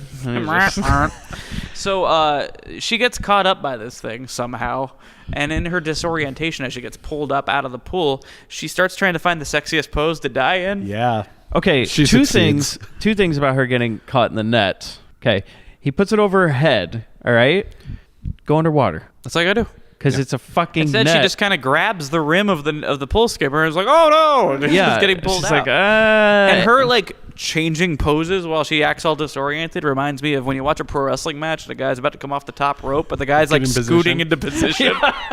He's got to act like he's almost unconscious, but then like go wiggle. all right, cool, and get perfectly lined up with the corner so the guy doesn't land on your face. And the other guy on the top rope's just waiting. Just standing there, like posing for the Yeah, crowd. do a little crowd. Get a fist pump or something. This guy's got to roll over twice. Did it cut her neck or something? Because there's like a red spot on her neck, and I didn't know if it was like some sort of scarf or that it cut her. Because I was like, how would that cut her? Because there's a red mark on her neck, and I Yeah. was just like, what? We're going a little fast and loose. Limbs just sort of fly off when this chainsaw gets near them. So you said she picks the best pose to die, and she's like doing her photo shoot. She's like, this here we is a go. good one. Mhm. Ready? This is my good side. And then, Revs up that chainsaw in the middle of an indoor pool. Although there's only 10 people that go to school, so again, they're on the nobody's other gonna side hear of the you. campus. They cannot hear this. Yeah, they're on the other through the labyrinth. You know, Right. so you have no idea. he finishes her off with the chainsaw, cuts her up. And I write, how the fuck would nobody hear this? Right. And then apparently gathers the important pieces in a bag and inconspicuously takes it to a walk-in refrigerator. Yeah. Where? That I guess We don't know. Why would the school have a walk-in? For the cafeteria. I guess so, yeah. For the sound. No, there's only 10 kids this semester. Is this like a Shining type situation where they're like, we close the school in the winter? There's a deleted scene toward the end when Scatman shows up. Get the chainsaw to the chest. It's the Shining. It's the Overlook Hotel of universities. I mean, really, it is. They're like, we just need some kids to watch the school in the winter. So, like, you don't have to take any sort of classes. We don't care what you guys do. Smoke pot in the hallways. Yeah, fuck on the waterbed. Yeah. We don't care. I think Kendall's got the shine. He's trying to call Scatman. Oh, yeah. You think at the end, Chef O'Halloran's going to show up? Yeah. We'll see. I get it now. He does shine somebody to come help. That comes later. Oh, now okay. It makes sense. Okay. He doesn't realize he's doing it. Stanley Kubrick, you had... Oh, this was made after The Shining. Juan Picar-Simone, you genius. We go to the library, and then some nerdy... So this is when the nerd comes up. At first, you thought that guy was the nerd. Kendall was the nerd. But no, then this real nerd guy comes up. Me, when I was 14, shows up. I think even to cement... Yeah, I'm twice in this movie. I think even to cement his name, that they call him Lens or something like that. It said once, his name. Well, I think it's like Mervin or Melvin or something like that. They definitely call him Lens. Yeah, they call him like Lens or something. Because of his bifocals. So he's like a total nerd, and he comes up and he delivers him a letter. Yeah. And he's like, hey, this letter was for you or something. It was left at the dean's office. And we don't know what's in the letter. He's just like, but don't have me deliver your mail. And why would anybody give it to the dean?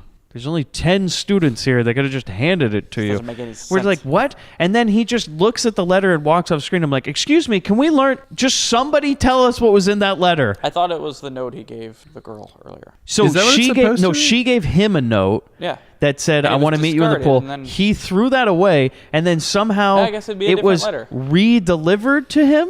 Like his friend found the note at the dean's office. Was like, here, it's yours. So the shadow took the note, unfolded it, put it in an envelope, and then re-delivered it. Because we'll get to it. It makes no sense. Yeah. So and this is supposed to be the red herring for Kendall, who's not. There's no way he could be the murderer. Earlier is because Kendall heads to the pool.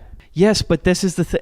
We'll get to it with what Christopher George says to him. It makes no sense. Right. It makes no sense. But here's the other thing. You can't red herring a guy who's 20. It could be a copycat Mike. It could be Timmy's son. Or like, as we've talked about the, I Still Know What You're Doing last summer sequel. I think you got the title right. Yeah, that's what I call it. The sequel where it's like his son. Ben's son. Yeah. Maybe something like that. It doesn't make sense. They can keep going with that. They should have Ben grandson. Oh, man. So then we go to the killer. That's when he walks away with the pieces and puts them in the freezer. The pool. Kendall's looking around. Then all of a sudden, Bluto just is there. He's going for a late night walk with his garden shears. He's there, and then he sees Kendall standing next to a bloody chainsaw. And he gives him the OU. Yeah. And then he runs over to go get him, and then all of a sudden Christopher George comes through a door, and he's like, we gotcha! And then he gets in a fight with Bluto. The door swings open, and Bluto sees the cops and immediately starts whooping ass. Yeah. And Kendall's he's just throwing people over his head. I always knew it would be like this, and he just hulks out on these guys. He immediately goes to town on these guys. He threw a guy in the pool. Kendall's doing his best Jim Duggan impression. He's got a 2x4, and he's just going, he breaks a 2x4 over Bluto. Trying to hit him. Right over his back until Race Bannon pulls the revolver. And you hear the click, click, and he just kind of OUs the gun. And so then they all... Tanner does that really well. Yeah, he's doing the Bluto Tanner look. Again. So what happens pieces is... of Tanner. They'll do this multiple parts of the movie where they just cut to the same scene but a few, maybe an hour later. So we just cut, and we're there at the pool again. They're cleaning up the scene. The professor's here now. And this is so fucking ridiculous. Is Christopher George is amazing. He goes, hey, I don't want to do any work. Professor, hey, hello, you're a cop now. Can you go over to that body, tell me if it was cut by that chainsaw? Yeah, it's great. He says, I don't want to wait for the coroner's opinion. Do you think that bloody chainsaw could have been the thing that cut up this woman? Yeah, the one with the blood on it, and Next she to the smells like chainsaw? she smells like cauterized wound. And Professor's like, oh, you mean this chainsaw? Also, And then interesting enough, reaches it down looks like and the touches coroners it. are individually bagging each thing. Yeah. Like they started to, and then they just got a big bag for the rest of it. Well, and here's the thing. And they just kind of toss it onto the cart. Yeah. Christopher George goes like, yeah, that chainsaw right there. Go ahead, put your hands all over it. Then the professor touches. He goes, hey, you fucked up my crime scene, dude. You could have destroyed evidence. Yeah, you destroyed evidence. You put your fingers all Fuck over you it. doing? And he's like, he's just giving this look. He's like, What do you want from me? That is a pretty good reaction from the professor. He's like, well, Jesus Christ, man. He's like, what do you you want told me me to to do? touch the thing. And then he's like, Give him the stick. Don't give him the stick. then he just looks right up at Christopher George and he goes, any Luddite Oh, this could guy's so see great. that this fucking chainsaw killed this girl. He's like, you can smell that. You can smell it, man. He's like, yes, do I think that the bloody chainsaw killed her? Yes, I do. And Christopher George is like, well, thanks for ruining the scene, dickhead. That's basically it. He's like, And see. he's Now just I kind of believe that this is kind of red herring Christopher George because he's purposely fucking up the investigation. I feel like he's pulling a Dex. You know, I feel like he's 10 to midnighting this thing where he's just going to like plant fucking evidence and be like, well, I couldn't figure it out. It's a professor. He touched that chainsaw. He plants a bloody knife next to the bloody chainsaw. He's like, I think we found the murder weapon. Yeah. His hands are all over it. I knew it. It was the girl who died at the beginning. Well, he doesn't call him a Luddite. He calls him a layman. He says any layman could tell that this chainsaw killed it. And he's like, yeah, nice. Stop giving me your sass. Now get out of here. And I still got my eye on you. Yeah, and so Christopher George and race banded, the mute race banded, they just say, go to the hell with it. Fuck it. Let's go talk to the dean. Am I right? And then they're like, hey, so that killer's like taking pieces from the body, we think. You know, it's a start. They're Yeah. starting to at least know something's happening. They're spitballing. They're just coming up with some mood boards for the investigation. And the dean's like, think we can still keep this quiet? Or He's like, people need to hear about like, we're this. down to 8 students We're now. good. And the Overlook University. He's probably tired by now, whoever it is. Oh, man, Overlook University. Do you think Ooh, that's that good. maybe that The a PE little... program's just throwing a tennis ball against the Oh, my wall? God. Do you think as they panned out further, there'd be another get-together photo in that gold room? With Christopher George With Christopher... and Bluto. Instead of Jack Nicholson, it's Christopher George and Bluto in the front going, hey, in that shining picture. Class of 83. You've always been enrolled here. I should know. I now really want an Overlook University. Christopher George at the bar at the gold room, and he's just like, I'd give my soul for a clue, I'll tell you. Race Bannon's board of the drinks.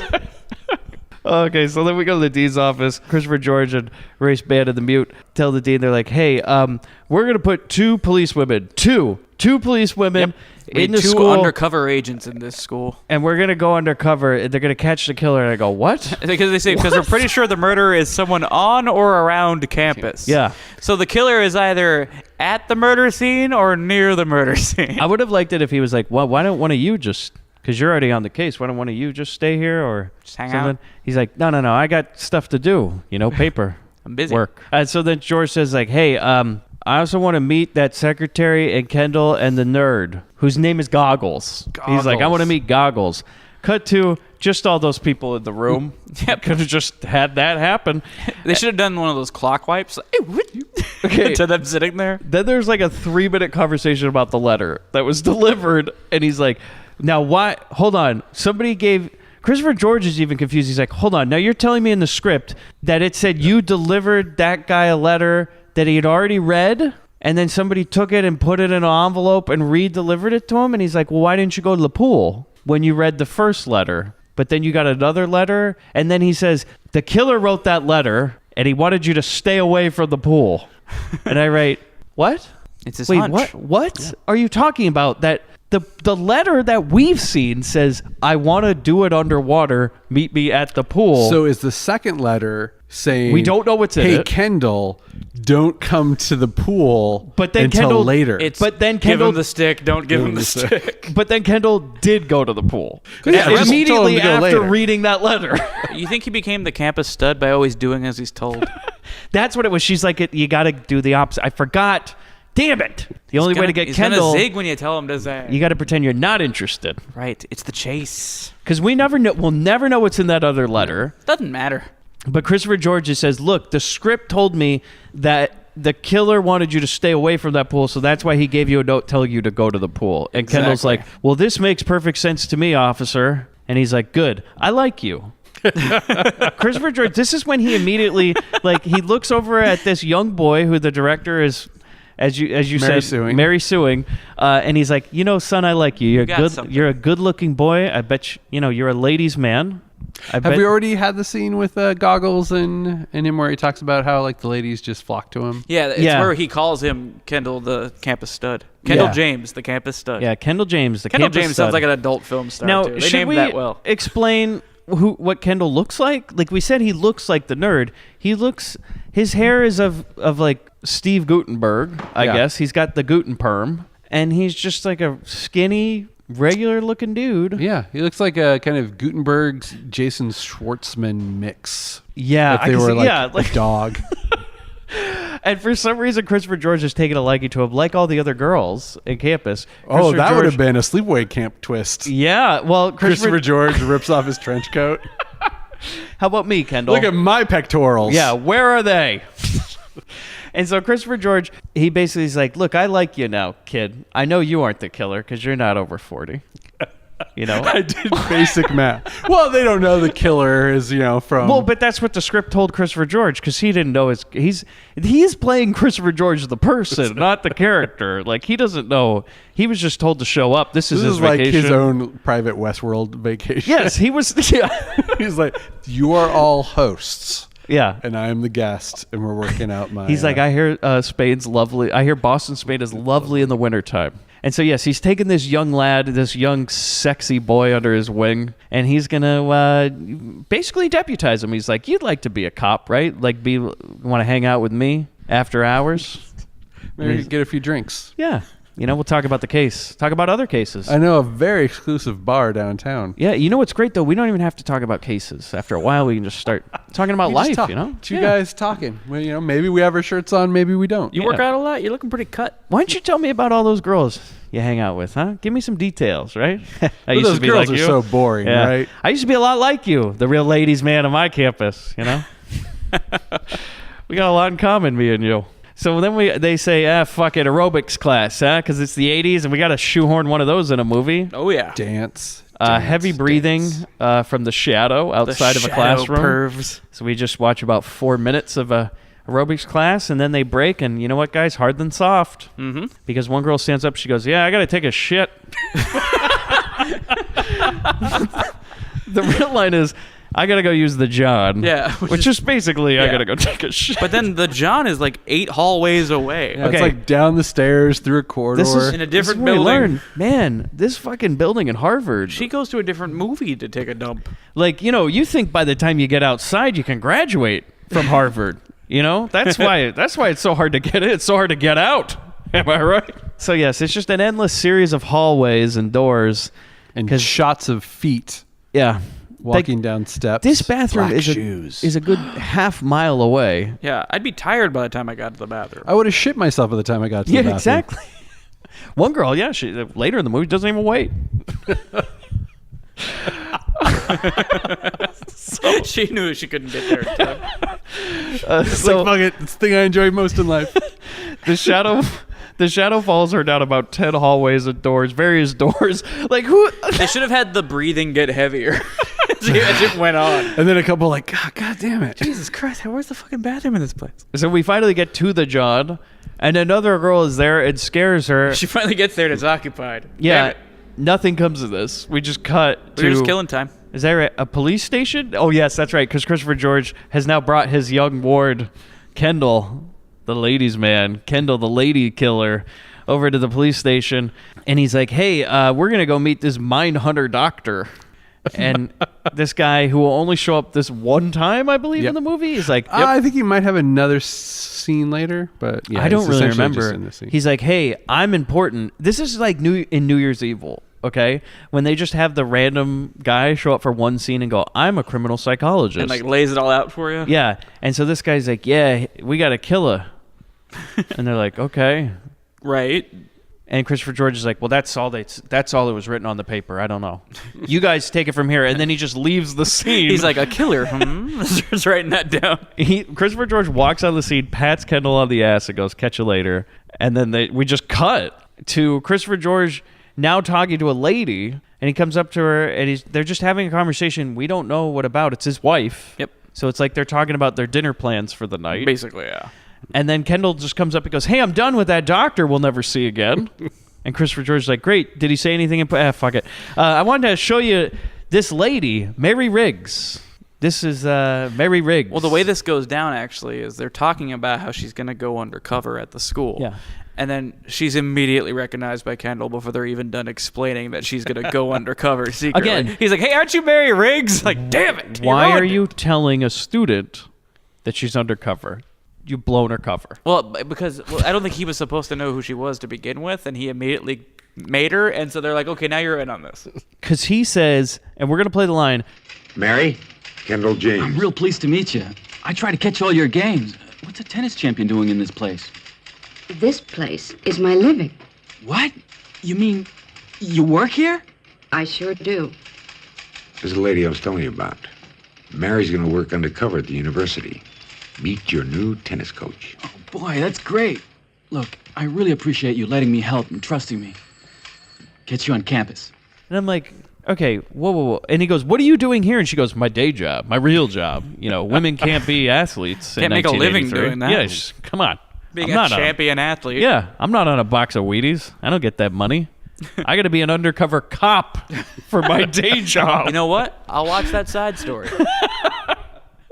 So, do you think this is like a thing with tennis players? Like they're all sort of undercover around the world? If your name isn't Venus or Serena, you got a goddamn day job. Dude, I want that cop show. Like professional tennis player is also a cop. It's called 15 Love. Oh, man. You know, That's we also saw her this, squad car. We did kind of see this in Moving Target, where that guy was a tennis champion, and then Ernest Borgnine just deputized him for the day. Just like in this movie. Yeah. You just pick somebody you like and go, you're a cop now.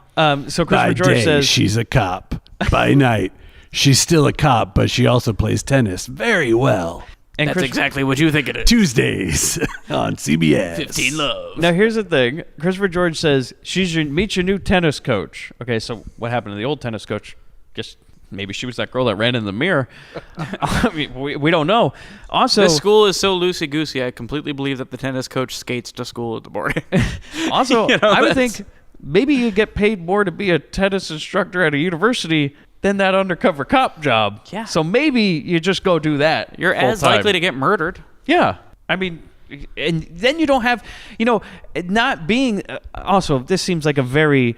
What else is she going to go undercover as everybody notices her as a tennis champion? Like, that doesn't really Why work. would you pick a famous person to go undercover? It makes no sense. That's the part that blows my mind. Like, that's your choice? There's a lot of things with the script you're like, what?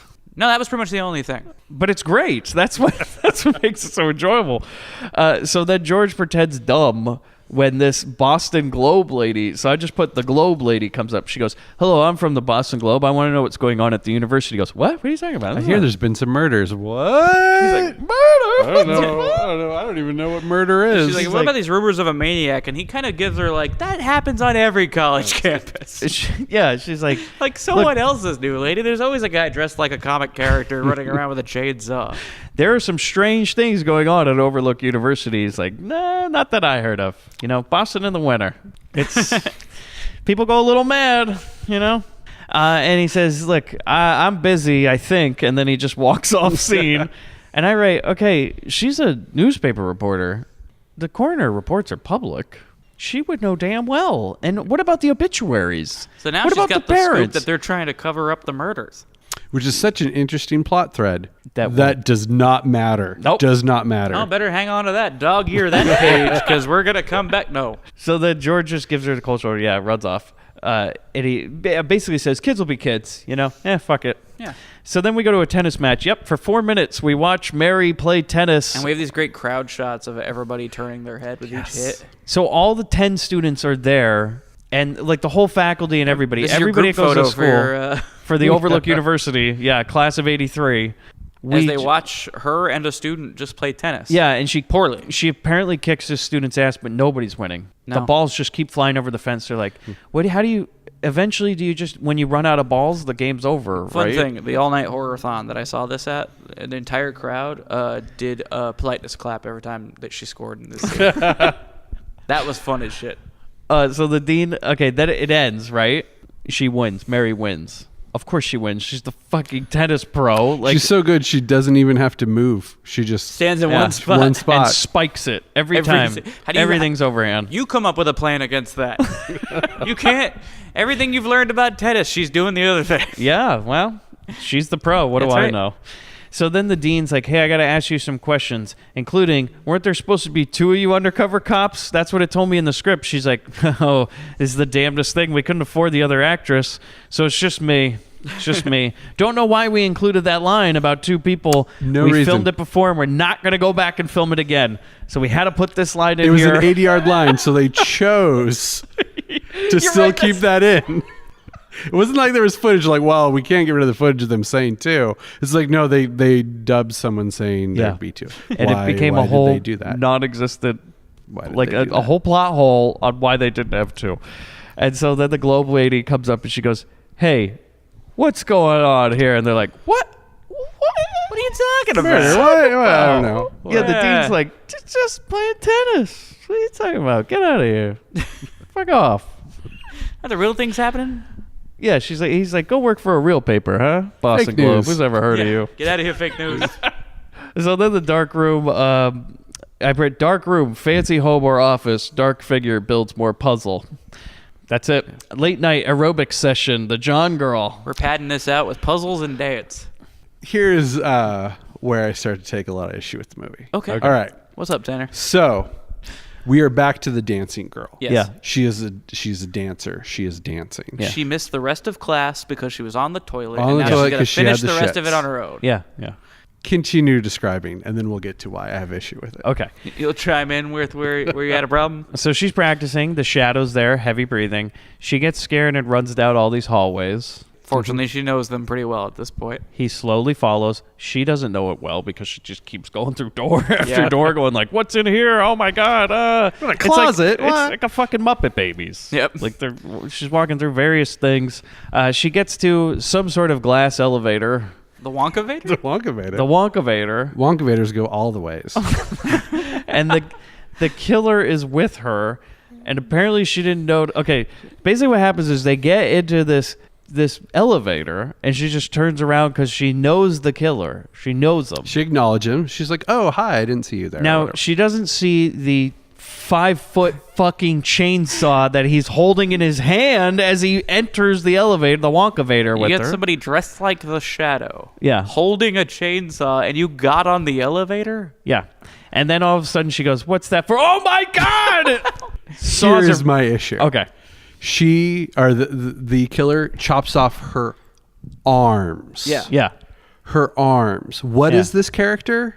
A dancer. fucking dancer. Oh my god. A fucking dancer. So why doesn't he want her legs? Why doesn't he want her legs? That's a good point. Also, I will. This further is an issue later on with another kill, and I'll bring it up again. Here's the thing, Tanner. She was never a natural dancer. That's why she's always taking shits during class, man. She wasn't dedicated. You know. Also, one thing I would have really loved is because he's recreating the puzzle is for him, especially with the pool girl. If he like saw her topless and then was like, no, it doesn't match, and then like picked another victim. Moved on. Yeah. What I love about this particular death scene is we said earlier about how realistic some of the death is. This arm getting lopped off is just like, oh man, you see it's the really bulge good. of her real arm in her jacket, and the dummy arm just kind of goes whoop. But this is like right off of fucking her body. So good, it just flies off. It's hysterical. It is fucking crazy when he saws off the amount of blood and everything. It's Oh, just yeah. like, It's a like cartoon, everywhere, man. right? But I do love that she goes, "What do you got that giant?" Ah! And gets her arm shot off. So then He starts that thing quick. Kendall's like outside working on a motorcycle. Also, issue is, does the killer just have multiple identical chainsaws? Because one of them is in police evidence. I'm betting. You're right. No, I'm betting, Christopher yeah. George, you know damn well he just left it there. And they were like, Bluto washed it off and put it back in the cops in are like, the, should we take this shed. back as evidence? He goes, that has nothing to do with the We're killing. still looking for the murder weapon. Yeah, he's like, come on, somebody give me a clue around here. Well, the professor told me it was probably this, but then he sassed me, so I don't believe anything he said. I don't care.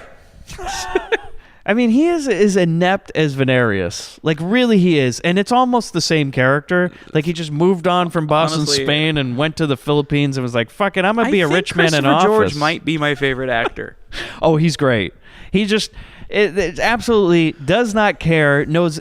He's akin to like Gina Gershon in Showgirls, and like she knows damn well what movie she's in, Yeah. and she's having a blast. Yep. But Christopher George knows exactly what this movie is. He's like, not here to class this look, up. Again, nobody's gonna see this shit. Shit, he's never on gonna vacation be, with Linda. He doesn't care. This isn't gonna come out as a 3-disc Blu-ray one day. This is one take Chris, man. Yeah. He's not. I'll do your little Spanish movie. You know, I get to stay in my Spanish villa. It's winter in Spain, which sucks. I was hoping we'd be in summer, but you know somebody what? lied to me and told me it was on the other side of the equator. And So now I gotta be out of here by Trace with my Novia. yeah, to get tapas.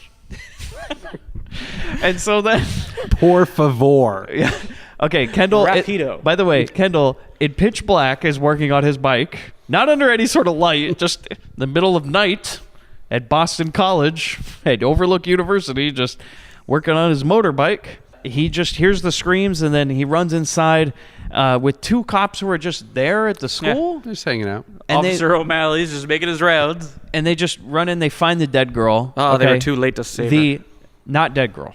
Okay? She's alive. Here's the thing. She's apparently alive. Apparently, she ran into Jax from Mortal Kombat too. Fucking love this. What happens next? Christopher George and the mute show up. Okay? Race Bannon and the mute show up. Okay. Will he ever talk? We don't know. They arrive on scene, and Christopher George goes up to one of those cops and goes, hey, that girl die or something? And they're like, oh, no, she might survive. And then the doctor comes out, and he goes, she going to do okay, Doc? And he goes, oh, no, she's dead. I don't know if you guys noticed, but she had her arms cut off. She's not. And I wrote, why even put that in the script? Hard than soft, you guys. I was like, oh, that'll be interesting. Who in the audience is like, I hope she lives? It's what they call in pro wrestling a hope spot. Yeah. But not because For like a we second. have no emotional attachment to her. Do you think anyone in the crowd's like, is she gonna make it? I hope she makes it. I hope she lives the rest of her life with no arms. Because one character walks up, goes, she might make it. She's alive. The next character goes up and goes, not a chance in a million. Nope. I don't know why he told you that. I'm They all firing stop, him. look at the camera, and go, "What do you think?" And literally, that's the line he says, not a chance in a million, as he just walks on. And then they immediately bring her out, right? And she's Yeah, covered. they bring her out in a body bag. He's like, yeah, we know how this is going to go. put her in First there guy was earlier just just in fucking with him. case. Yeah. Oh yeah, I think she'll make it. That guy doesn't even work here. So then the professor comes to the scene, and George is like, where were you? And he's like, I was in my office. He goes, okay, I believe you. That's it. It's good enough for me. Fair enough. Because Christopher George is not going to be bothered to go past one question. If I get murdered, I hope Christopher George solves it. I'm sure that like all his cases are solved by him going like, where were you? And somebody goes, okay, you got me. I murdered her. Everyone else. Well, this one's open and shut. He just goes, I wasn't here. He goes, all right, I believe you. Okay, thanks. So because as we learn, everything that Christopher George ever does for police work literally gets handed to him. So as he says multiple times when he just sits at a desk going, I need a clue, it'll show up eventually. So George has now deputized Kendall because he just walks over, puts his arm around him, and he goes like, have you been working out? Look at that arm. Yeah, look at you. It's a strong arm. firm. there. They got a baseball Kendall. program here? Huh? Throw some fastballs, I bet you do. Yeah, Huh? you catch or you pitch.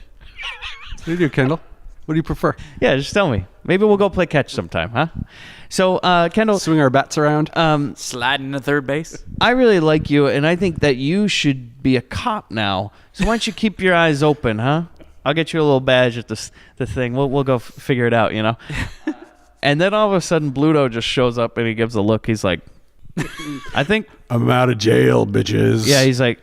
Because the last thing we heard, he was being held in jail, and now all of a sudden But he's they here. had nothing to hold him. They and didn't I'm have like, enough evidence. Did he know he was... Like, was he supposed to show up on set today? Why is he here? Because he's just standing in the scene. It is like Paul Smith just walked in.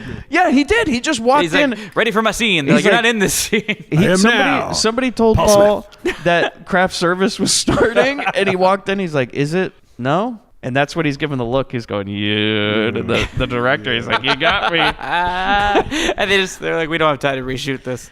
So then we cut to Well, just ADR someone saying something about him. then we cut to Kendall, the fucking ladies man. Yeah. Okay, My God. he's having sex with a lady. Okay, Yeah. and he's mad at her.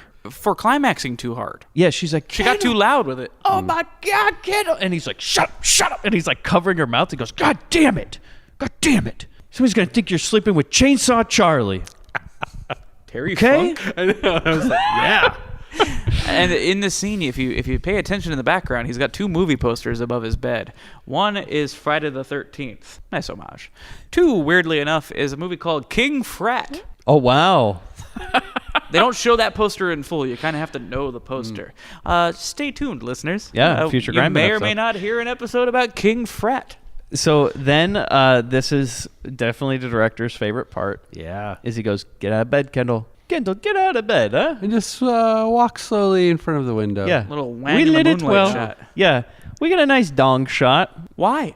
I don't know. Well, I mean, something for the men, something for the ladies. Something for everybody. Something for everybody. No, Hard whatever, than soft. whatever your thing is, it's Then here. hard. I mean, the way that they talk about Kendall, it's like, I mean, it's almost like they're all winking at the audience, being like, "You'd fuck him, right?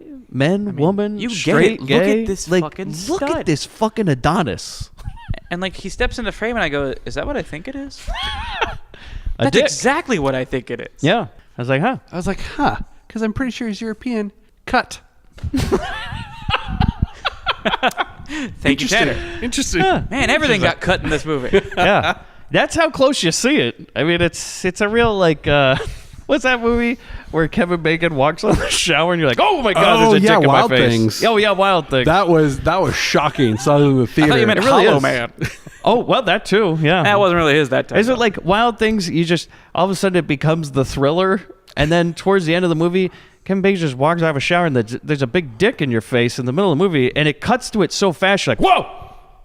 Yeah, because you're like, okay, like he's with his back to the camera showering, so you see his Seen that a butt. million times. Yeah, you're like, Yeah. all right, I get it. And then he turns, you're like, Kevin Bacon's dead. It's like the the word biggest on Pee-wee's Playhouse. Seriously. You ran in a circle. Going, "Ah!" biggest jump scare in that movie. Like it gets you. You're like, "Whoa!" That's the most tense scene.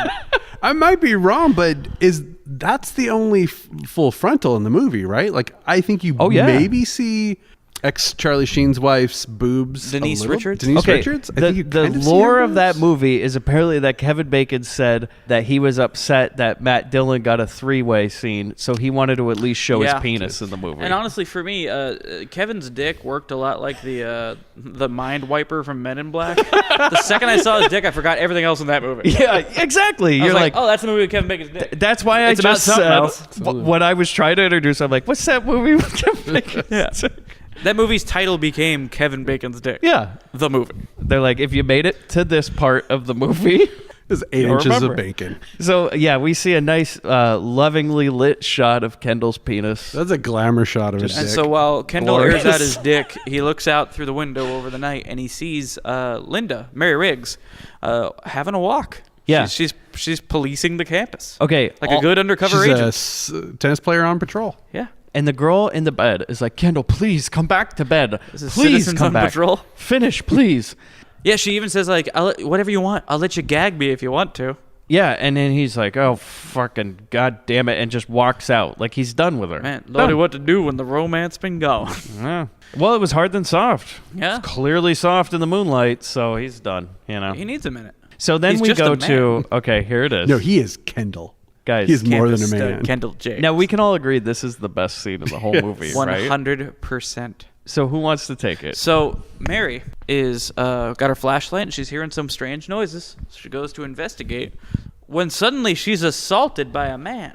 No, not just a man, but Grindbin All-Star Bruce Lee, the king of kung fu himself. That's right. Bruce Lee, who we never thought we would see in a movie again. What the fuck? Just fucking shows up on set. Hits her with a jump kick, and he starts going for a roundhouse, and he's putting on a whole display, and then she just kicks him square in his balls, and he hits the ground. Yep. Okay, there's Topples a reason over. Bruce Lee is in this movie. Because the producer knows him. Yep. He's like good friends with him, and he's like, I love this fucking Bruce Lee guy.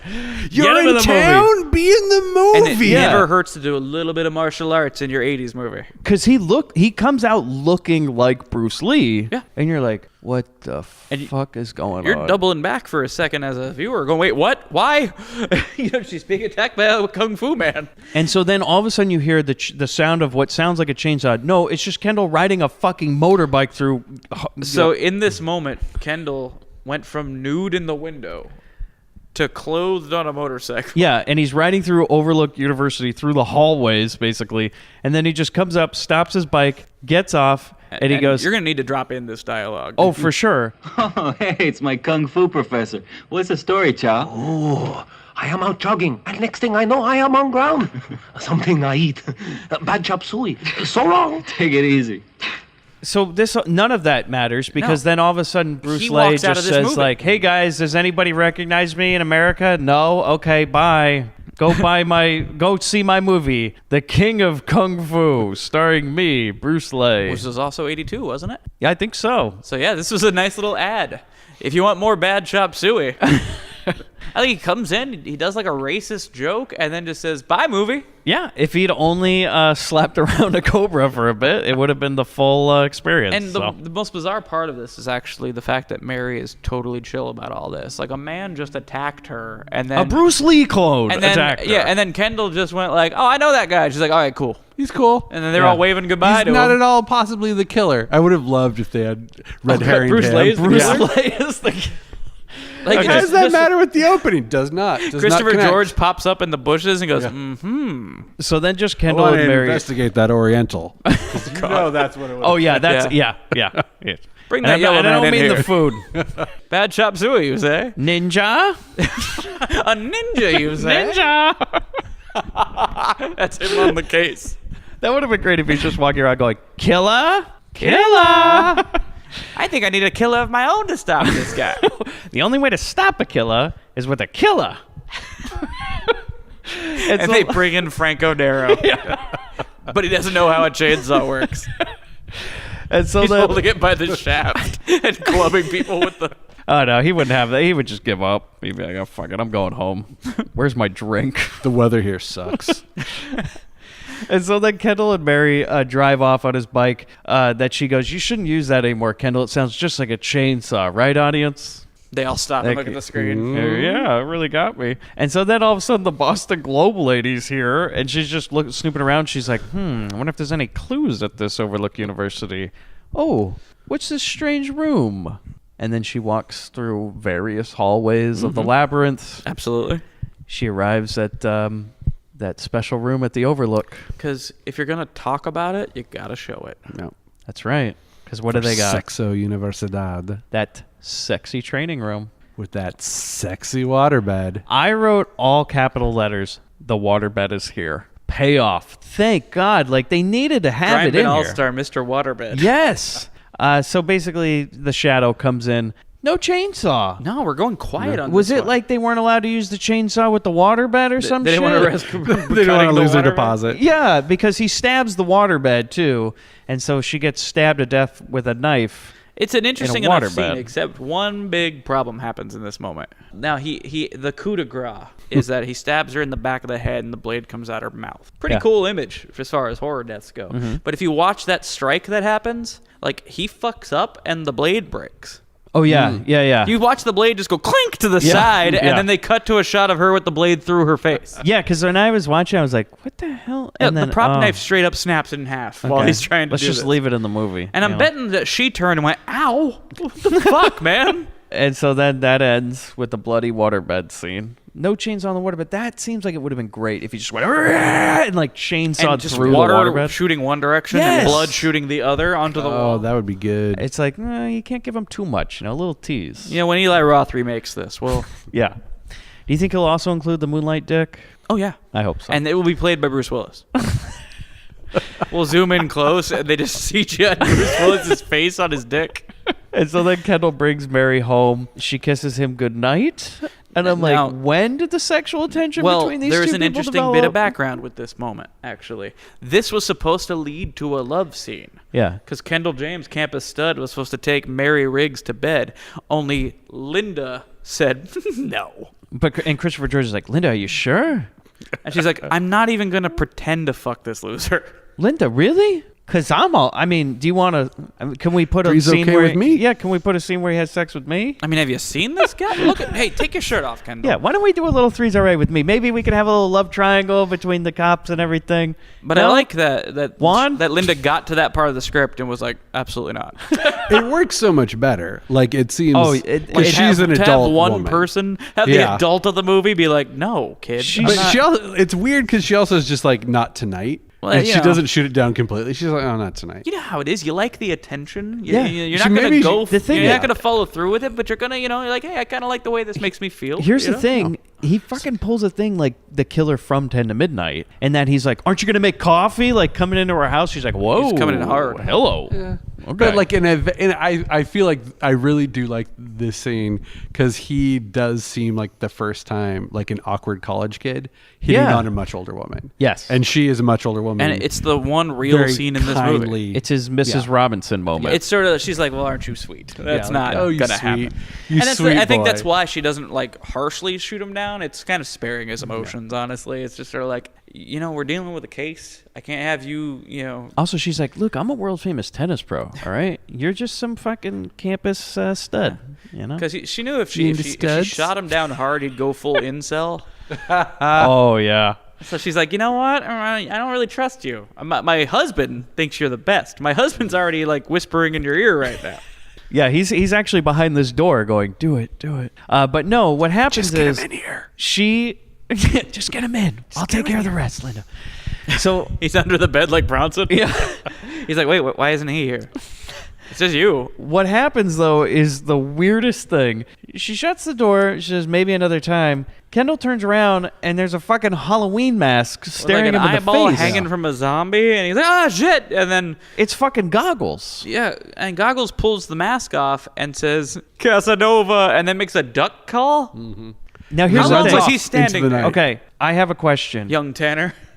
Did Mary see him? Maybe that's why she turned him down. She's Yeah. like that fucking nerd. While she was in a kissing mask. Kendall on the cheek, she's giving the thumbs up to, Yes, exactly. to Myron. Yeah. She's like, I'll do him later. Just I want to see this jump scare. And honestly, Why would anybody in the audience be scared of this? It's a Halloween mask. It doesn't anything to do with the killer. They're like, oh my god, it's nonsensical. I Like, am frightened because how fucking long was he hanging out there with that mask on?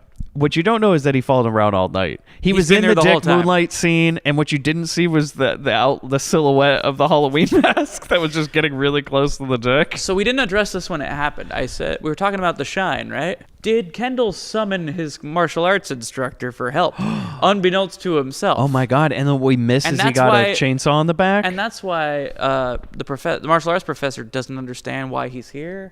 He just felt drawn to come here and fight somebody. Yeah. Oh, and that Wow. like, and that scene is witnessed by the killer. That's why he refocuses on the reporter. Absolutely. Yeah. Oh. Okay. I think So- we just made sense of that scene. Only partially. Nope, total sense. We just got two quick shots. Is one the cold storage. Now the killer has hung the globe lady up on a hook, and then we get more puzzle building. Then we go to tennis. Or what this movie needed was some more tennis. Thank God. So we just got this girl practicing tennis until all of a sudden somebody pumps through like super loud carnival music through the school. Yeah, and they think that maybe the PA system's being tested. Well, this girl gets all mad and she's like, "Oh, fuck this." And so she just leaves. Why is this ruining your tennis practice? Well, it's up pretty loud. Yeah. Yeah, one, why is it ruining your tennis practice? Two, Also, she knows she's not going to get that good. yeah, she's like, oh, fuck It's not it. worth it to sit through that song. So then she just goes, screw it, I'm going to take a shower. And gets in, takes a shower. I do love the fact that there are curtains you can draw, but because there's only 3 students left of the school, she just decides to take a shower and show the audience. You know, a little show. Why not? No, honey, keep the curtain closed. Keep it open. God damn, we're going to have to tape that thing open. Like, you just imagine the actress, like, just keeps pulling it. Just like, no. Come on. Nope. Like, you know, we're making a movie here? So this is the other thing I have an issue with. Who is this girl? The girl It's learning tennis tennis. girl. She's the tennis girl. Yeah. We see her playing tennis. Yeah. Keep that in mind. Okay, Tanner. Just keep that in mind. Again, she's not a natural tennis player. She's so bad, she gave up because of a little music. Just keep it in mind. Well, the killer's really singling out people who just aren't dedicated to the craft. Yeah, exactly. He's kind The of pool girl was not dedicated to her. She wasn't taking swimming seriously. She wasn't taking Yes. yeah. You see, And then the other girl was Because you always taking go swimming aerobics. with a buddy. She tried to get a buddy, but he wasn't interested. But Yes. he saw her take her top off. He's like, "That you're not respecting the Tanner, pool." if he didn't kill her, she was just gonna drown anyways in that pool. Okay, just She's not smart enough to make look, it. She's like one of the Sims. Like you can put them in the pool. So then I write, doesn't matter. She goes, takes her shower. Then the shadow shows up in the locker room. And this is what I keep writing. Does anybody attend this school? There's nobody in the locker room. No clothes, nothing. Nobody here except for this one girl. And then the tennis girl gets dressed while the music's still going on. Like the audience has not been annoyed. You should play that music Oh, for sure. Over this whole time that we're talking. while we're talking. Yeah. The chainsaw's revved. She also knows the killer. Doesn't run at first. She's just like, oh, you. What's that chainsaw? Ah! Oh my God! And she barricades herself back in the shower. Well, yeah, but first of all, she has to run topless through a few hallways, bouncing into every wall, and she forgets how to open doors. Now, you said she goes to a shower. I wrote, this is like a solitary confinement cell. I thought it was supposed to be a shower stall. It's got like a solid door. Yeah, that's what I was like. door. Is this That's where true. they fucking keep the prisoners? It could just be a toilet, and we just don't see the toilet from the angle. That could be It's off, like the off- campus just brig? off camera. Yeah. I don't know what It's probably it is. the campus brig. You're right. Yeah, It's campus probably the break. screaming room. Yeah. It's the room where students go to scream. Yeah. So here's the thing. She pisses herself. Well, speaking of Overlook University, we do a Shining homage. Only the chainsaw's coming through the door. Yeah. And funny thing about her pissing herself, they're using a real chainsaw, and that actress got so caught up in the scene that it wasn't in the script. She legit peed herself. Apparently that's what they said. And and Juan, Although, which is Juan weird Vergara because Simone went like, "Oh shit, better get a shot of this." They did it as a close-up, though. Yeah, but they did it as close. Like makes you wonder. It's weird. It's a weird angle for them to be shooting, but also it's Well, a movie with a lot of weird angles. Now I'm thinking about it. You easily Juan could've- always had that crotch shot going. Yeah. Just Yeah, run there's a couple run a thoughts. second camera at the He either crotch, could just have in had case. a shot on her body anyway because of what's about to happen, or it's not hard to zoom in with the footage. That's true. And You could just, always like, blow up a negative. Yeah, so. blow up the negative. So like, oh shit, we got it. But I wouldn't be Utilize this. surprised if Juan always, for every scene, was like, just one more camera on the crotch. You gotta never wonder know what you're gonna see. if like the draping. imagine being her, Yes. and then you go see the movie, and you're like, you zoomed in on me peeing? What the fuck is wrong with you? Thank God they cut out all the Kendall crotch shots, because after, during scenes while he's talking, they A lot would of cut zooms, to I'm his sure, are gonna bulge, happen there. and they're like, "Look at the way it moves, almost natural, right? Very nice." The shadow slices her midsection with a chainsaw, which is fucking crazy. It is the violent. grossest death in this movie. Yeah. And they used a pig carcass. So he just straight up. It's like watching Forged in Fire, where they just see if the blade will cut. If you've ever seen that show, they hang like an actual pig carcass yeah. and then I've just heard swing a this. sword at it. Yeah. They do this with a chainsaw, and it is horrifying. For Yeah. some reason, that show is always on TV when I'm in a hotel room. So like that is my Weird. vacation show. It's so really like I it's watch good like hotel 2 watching. episodes. It's fun. It's fantastic. So yeah, then all of a sudden Bluto is hanging, like he comes out of a room with a duffel bag, and then Mary and Kendall are there, and they're like, you doing something in there, Bluto? And he also gives them a look like, are you doing something outside here? And then Kendall just runs into a room, and they're like, can we turn off this music? They finally turn off the music. So Mary and Bluto turn off the music, and Kendall comes out of the room, and he's like, there's a He dead is girl. despondent. Yeah. He is all like, He has had to walk in on so many corpses Yeah. at this point. We He see is- she was sliced in half. sliced in half. And which half of her is missing? The bottom. The bottom half. So Yeah. the Pieces killer has stolen the arms off a dancer Yeah. and the legs off a tennis player. Don't you think that should be reversed? To be fair, Timmy's crazy. Tanner, I don't think you get it, man. Damn it, Tanner. I don't get it. No, here's the thing. He's trying to create the perfect body. Yeah. A dancer's used up her legs already. Exactly. A tennis player's She's all worn out used her up. arms. Yes. He wants the parts that are pristine. He wants like Tanner. supple, Yes. like, Yes. Like a the baby. suckling pigs. Yes. Legs aren't good anymore. If you're a dancer, they're all banged up. Exactly. She's got bruises all over him and stuff. What he wants gets the those least dancer amount of arms. use from a tennis player? The legs, as we Right. know from a tennis pro. They Because just as we stand saw one in this spot. movie, you just stand there. One spot. It's all arms when you're playing tennis. Exactly. It's all They in the call her arms. one spot Reed. She never moves in any match. So I love this is like Linda comes outside and she starts going, bastard, bastard, bastard, like it's her vocal exercises. Bastard! It is like Bastard! like she's auditioning for her metal band. Yeah, it was like she was warming up for the scene. She's like, okay, I'm ready to roll one. He's Yeah. like, already done. And obviously, Oh, we're rolling. I think this is the most famous line from this movie is her bastard freak out. You got to play it. While we were out here fumbling with that music, the lousy bastard was in there killing her! Bastard! Bastard! Bastard! Because it goes that extra bastard. Like the first one, okay, get it. Second one, I thought was that was the top, but no, she tops that third bastard. That's what we call episodes that have you on it, Tanner. That extra bastard. So that extra bastard. The next scene is Christopher George on the phone with the mute Race Bannon. Yep. Will he speak? We'll find out. He keeps telling, he's on the phone, and Christopher George is like, look, I need a fucking lead. I need a lead. Any clues at all? And I write, why don't you fucking do something? Be a detective. Detect. Like, they're probably in the same office, and he can't even walk over to this guy's desk. He has to call him on the phone. And so then finally the mute speaks. Race Bannon goes, hey, maybe we should talk to that Kendall guy's suspect. And Christopher George flips the fuck out. He goes, what? What are you talking about, suspect? That boy, he's a good boy. He's a nice, supple boy with strong arms and nice legs. He would never murder a woman. He doesn't have to. He's a ladies' man on campus. Why would he ever need to cut a lady into pieces, Race Bannon? Never. Now, why don't you do some real police work and find me a fucking clue? And in fact, why don't you go work with Kendall? Why don't you call him into this office? He's going to win you over know like what? he won Yeah. me over. Yeah. Why don't you guys go to the university, give him all the personal files of all the faculty and all the students, and have him look through that with you. And you go through it together, and you guys will be good friends.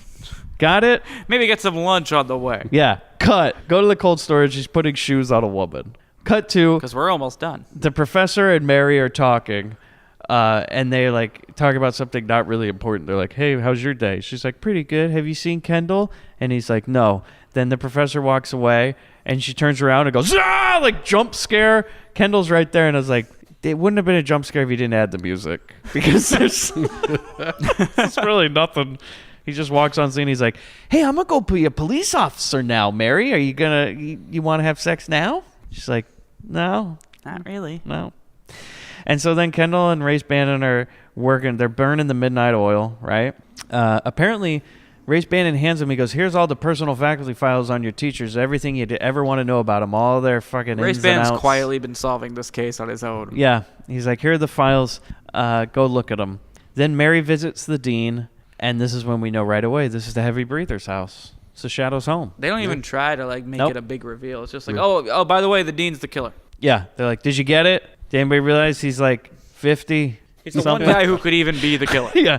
He's like about 50. So he probably was that little Timmy. Also, his name's Dean Timmy. Probably should have told you that earlier. So also the kitchen is really cool is what I write, because this kitchen, did anybody else look at this and go like, whoa, man, early 80s. Yeah. What is going on here? That took me back. So he has the kitchen in the front, and then there's a glass door separating where like the oven and the sink and the burner is. We gotta bring that back. It's a very modern I kitchen. was like, hell yeah. Who's ever cooking, like, hey, quit making so much noise. Go in the fucking quiet room Silence and booth. cook your goddamn You know, I wake up early in the morning. I don't want to wake my wife, but I want to make breakfast. Exactly. She doesn't have to hear me sizzling with the eggs. Go in She's the gonna want quiet one. room, Bobby. She builds you a panic room kitchen. Okay, so then the dean makes her coffee and he puts drugs in it, and he's making her basically tea, isn't he? Yeah, no. He was like, oh, that's right. It's instant coffee. There's this whole thing where he goes, do you want tea? Oh no, I bet you want coffee. And I was like, is that some sort of Boston joke or something? What the fuck? And he's very blatantly poisoning. Yeah. Putting some kind of solution. And they're in like, there. audience, do you get it yet? And then so she just kind of goes like, oh my God, I feel weird. And he goes like, just. Yeah, and it's a paralyzing poison. He's giving his secret plan. Well, there's two bits that I really like where he asks how she takes her coffee, and she says, just black, except maybe some saccharin. I was like, oh, it's the 80s. And then isn't this where they talk about, before she paralyzes, don't they talk about Professor Brown? And you have well, Professor Brown is a homosexual. Yeah. And he says Professor Brown is a homosexual. He seems more concerned with his affliction than I am. I was like, oh, it's the fucking 80s. And then he says something like, I could hurt him, I'm very strong. And you're like, what? Not as strong as that Kendall kid, but Yeah, he's like, have you seen Kendall, though? My God, that kid. What do you think he could bench? I'd like to make a puzzle out of him. Oh, You know what I mean? that puzzle's already complete. Oops, I just outed myself. Oops. Oh, no. Oops. I say Good too thing much? You've already drank my poison. Oops. But Oops. I really like how he does the Indiana Jones Temple of Doom tour, where he goes like, because of the poison that you just drank. And so this is like, she's paralyzed, basically. She can't talk. I mean, but she gets real stiff and looks real like wide-eyed. Like, oh no, I can't move. It's very Batman 60s. Yes, and he's like, you can hear everything I'm telling you, but you can't move or say anything. Ha ha ha ha ha. And then we cut to, guys, I'd just like to say, we got a new sponsor on the Grindbin, okay? So Race Bannon and Kendall are burning the midnight oil, and guys, what better way to burn the midnight oil than a little bit of nice big Baconator from Wendy's. Yeah, nothing goes This better. movie is brought to you by Wendy's. Nothing goes better than some hard work with Wendy's. Bite that Baconator, burn that midnight oil, and wash it down with a nice large Coca-Cola. Oh. Wendy's, when Carl's Jr. is closed.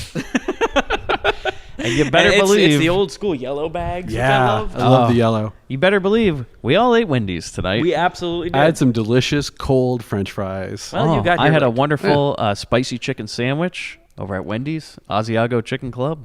Ooh, I ordered off the kids' menu. Yes, he did. He got Oh, some what'd you double get, Bobby? I got junior cheeseburgers. Junior cheeseburgers, no bun. It got me into the mood to talk about pieces. Yeah. We wanted to get into the head of the killer. But yeah, basically this is a commercial for Wendy's, since they just eat everything label out. And they're like, bizarre. we solved the case yet? And they're like, no, but goddamn, does this food taste We good? definitely solved hunger. And they both just laugh. Labels out on everything. Then we got to, this is my favorite part of the whole movie. We cut to Christopher George at a desk, and a cop runs in and he goes, I solved the case. And he just hands him a note and he goes, fuck, we gotta go. He finally got that clue he was waiting for. How? Someone just handed him the answer. We will never learn the clue that led them to this. That's your takeaway, though. The If you whole- just wait around long enough, someone will hand you the answer. Yeah. It's Half of life is just showing up, Mike. So Christopher George, like in typical fashion, the case is just solved for him. He runs out of the room. We'll never, because again, there's multiple times in this movie where notes are passed. We'll never find out what's on them. No. We'll never find out what clue it was that keyed them off. They go to the dean's place. Wait, we know. I know we're playing it, but Kendall finds it in the files. But did you miss that? They don't call him though. So they did the same thing like earlier, is they delivered a note to like the dean's office, and then this cop runs down to the station. This movie should be called Pieces of Paper. Yeah, because that's the only way information. Because we saw earlier that he called Christopher George on the phone, and they were having a phone conversation, but they couldn't have another conversation. They had to deliver a handwritten note. So they go. The dean's putting down plastic bags. He's like, I don't want to make a mess. But then, so they all show up, like Race Bannon, Christopher George, and Kendall show up, and Kendall's, they're like, all right, Kendall, thanks for being a cop. You can just hang back here, though. And he's like, really? I want to go in. And Christopher George's like, okay. All right, kid. But it is pretty fun. But Race Bandit says something like, if you see us shoot, get on the floor. Okay? Just dive down, duck and cover if we start shooting. Otherwise, you're good, kid. So they go into the room, and they see Mary on the couch. And she's there, and she's just catatonic, kind of looking over at something. And Christopher George is like, she seems fine. Linda, you okay? Yeah, whatever. I guess our hunch was wrong. He goes, huh? Well, I don't see the Dean anywhere. Dean! Can't find him. Race, let's go. Look, Kendall, you be a cop and hang out with Linda here. And you two get acquainted. Maybe we'll talk later. And then he just walks out of the room. The killer is behind the curtain the whole time. Yeah, and she's looking in the direction of him, hid behind the curtain. She's But she can't talk. She's trying to signal. But as an audience member, I can tell she's trying to signal them. But they pretty can't. obvious. Yeah. I really thought when they came in, because last time we saw the killer doing whatever to her, it was focused on the feet. I assumed that he had cut off her feet. Yeah, And he was that's gonna what put I, her yeah. down. Condition. Yeah, I was thinking that. Because when last time he was messing with the puzzle corpse, is like the shoes don't actually like fit. Don't quite line up. Yeah, so I Yeah. was like, oh, he cut off her feet. That's going to be like the gross thing. Yeah. We'll see some stumps. No. But no. That's because Linda wouldn't agree to it. Yeah, she was like, no. You're not cutting The off my script feet. said make out with Kendall and get your feet cut off. She's like, I'm not doing either She's of like, those how things. many times do I have to make out with this Kendall kid? Every page. You just keep writing this. And so then they leave. The killer attacks We have a Kendall. tussle. He gets him on the ground, and he's either going to kill him or fuck him. We don't know. We really don't know. Why stop at one knife? Because the knife could go into Kendall, but then he's also like, but that face. Oh, I can't ruin do it. That beautiful face. Yeah. Well, he debates whether or not he should do it. It's just like, he's like, oh, I don't want to ruin a piece of art, you know? And so then Christopher George just runs in the room and goes, hey, that's my man, and then shoots the killer in the head. This is like Bronson. Yeah. We wait all the way to the end, and he finally pulls his gun. Yeah. He shoots him in the head, and he goes, don't worry, Kendall. You can get me later.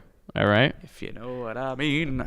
And so then everybody just leaves again, and then Race Bannon and Kendall are just hanging out, and Kendall walks over and he picks up the puzzle, and he's like, guess the Dean was a big perv. And Race Bannon goes, we're going to put the quote, but join the force, kid. Never thought the Dean would collect something like this. Real freak. Join the force, kid. We're finding out little secrets like that all the time. This is like, is this a big commercial for like joining the police force? Is this what this is? I think so. This is a recruitment movie. Kind of like how Starship Troopers was fake, like join the Marines, kid. Go fight some bugs. This whole movie is like a big satire on joining the police or something. He says, join the force, kid. We're finding out secrets like that all the time. Ow!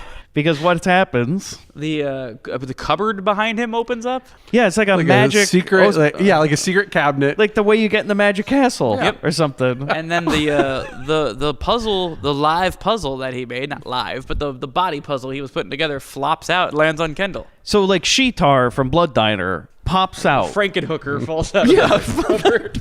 with a head that does not look at all like the head or the actress No. from the No. beginning. She of the wouldn't movie. come back for the scene. No. They thought of this late in the game. It was the glass lady, the mirror girl. So a dead corpse.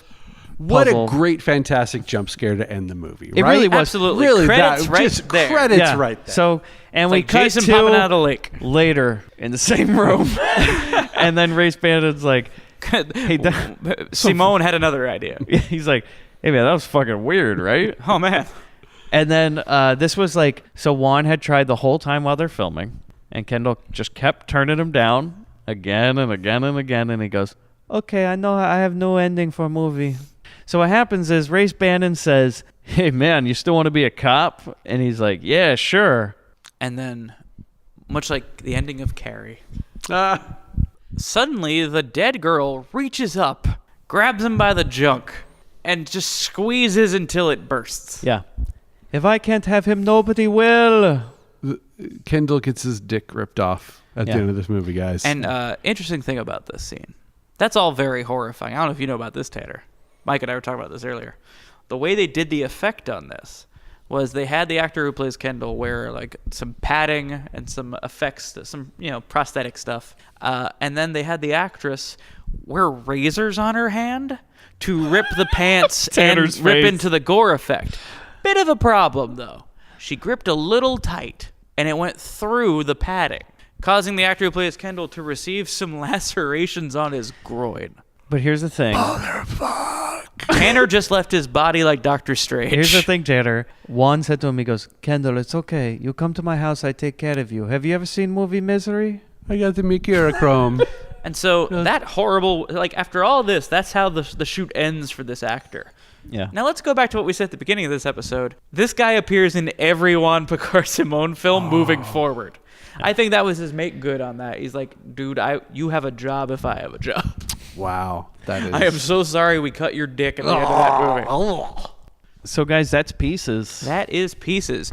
I don't have to say whether I recommend this movie. We talked about it up front. What do you guys think? Okay, so Tanner, you first. It's not good. It's watchable. It's absolutely watchable. Is it what you thought it would be? I thought it would be more coherent. Okay. Because the level of kind of like, oh, like this should be... Like the way I've heard it described to me is this should be in the Hall of Presidents of slasher movies. Where I'm like, I guess. But it's not... It almost... This is my biggest feeling like toward it. It is like someone was described what a slasher movie is. And then... went off and made it. There's a degree of like the telephone game. Yeah. Like that's where like shit happens for no reason. There's a reporter because someone was like, oh no, there's always like a reporter who shows up in these and they like investigate it and then they get killed.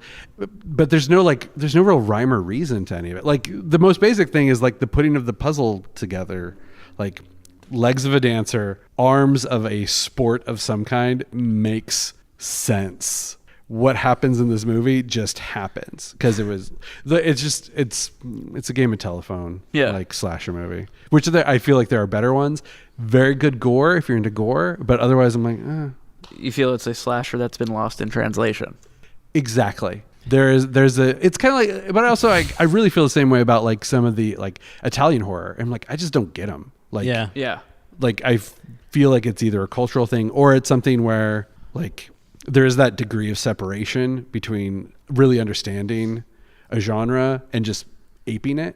Yeah. Like you can tell the difference between like a good Italian post-apocalyptic movie and one that was just like, oh, we can make a Mad Max. Right. Like they know the words but not the tune. It's a good way of putting it. I love this movie. All right. I love it so much. My man. It might be one of my favorite Grindbin movies because it's so bad. The insanity, the meaningless things that happen. So many plot holes, so many terrible lines of dialogue, so many things that make no sense, so many hallways, so many doors. How can you go wrong?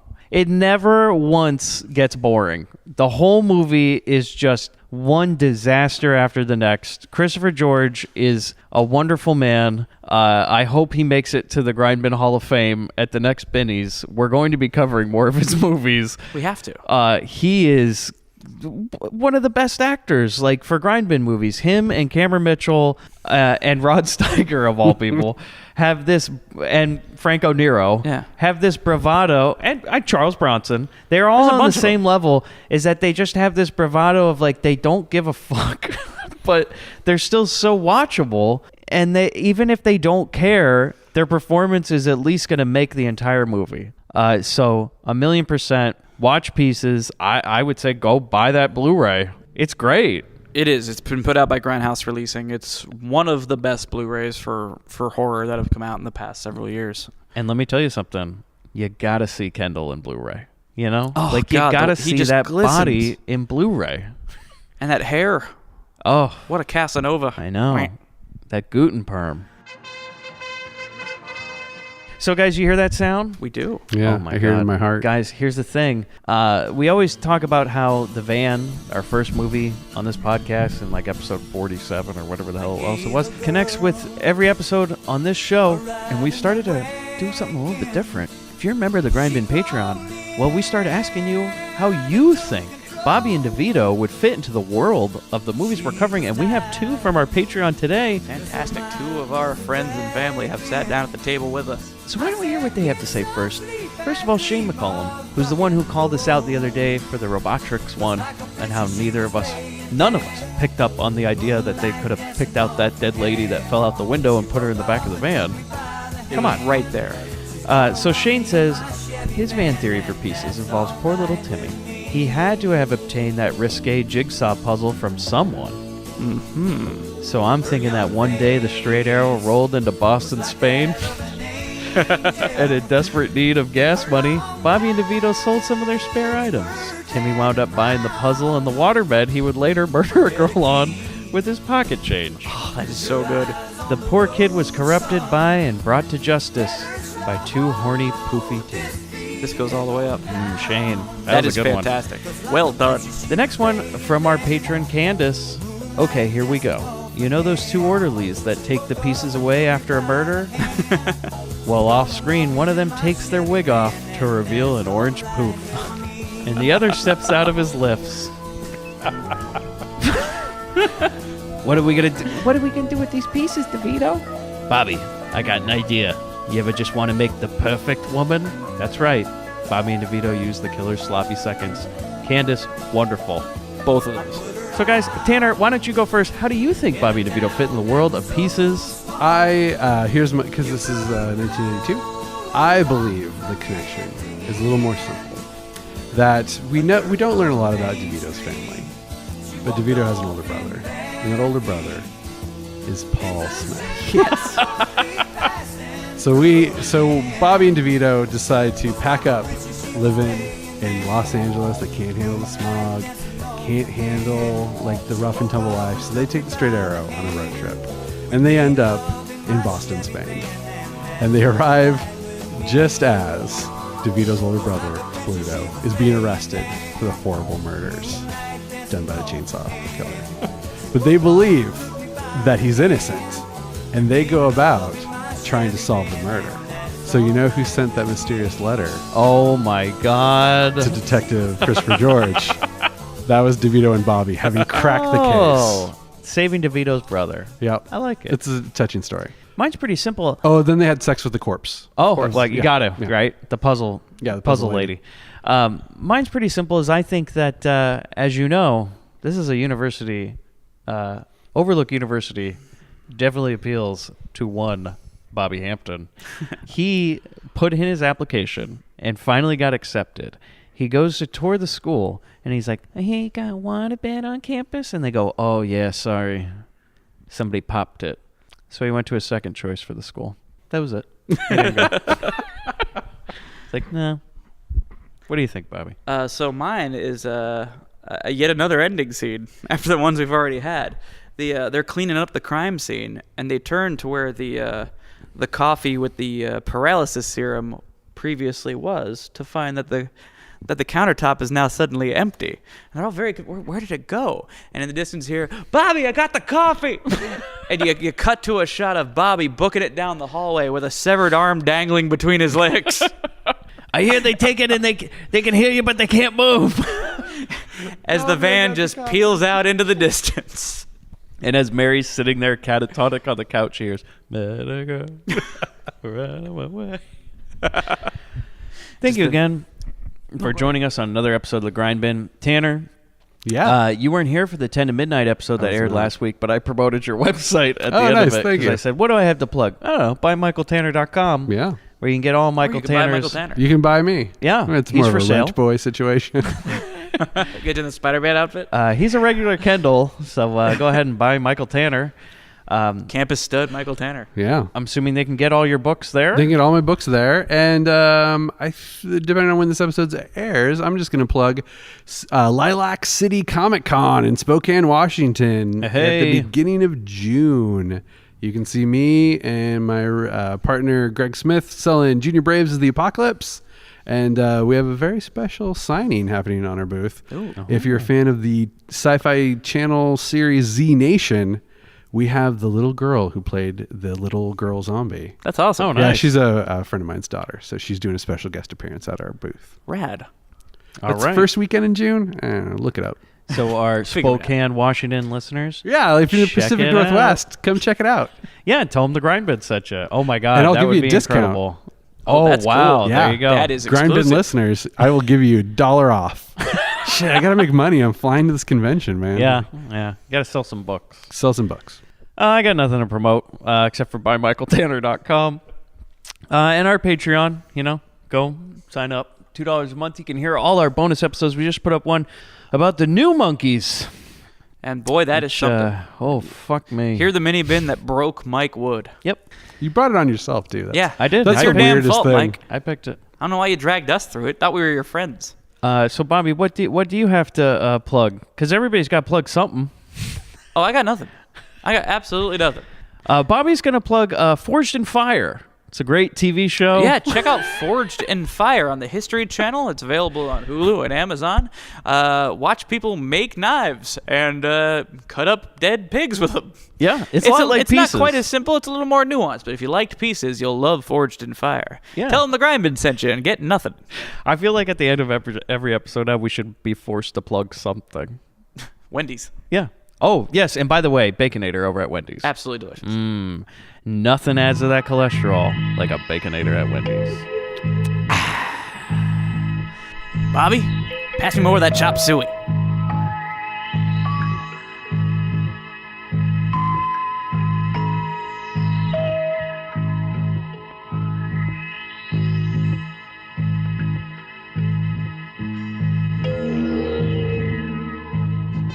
Hey, Bobby, I got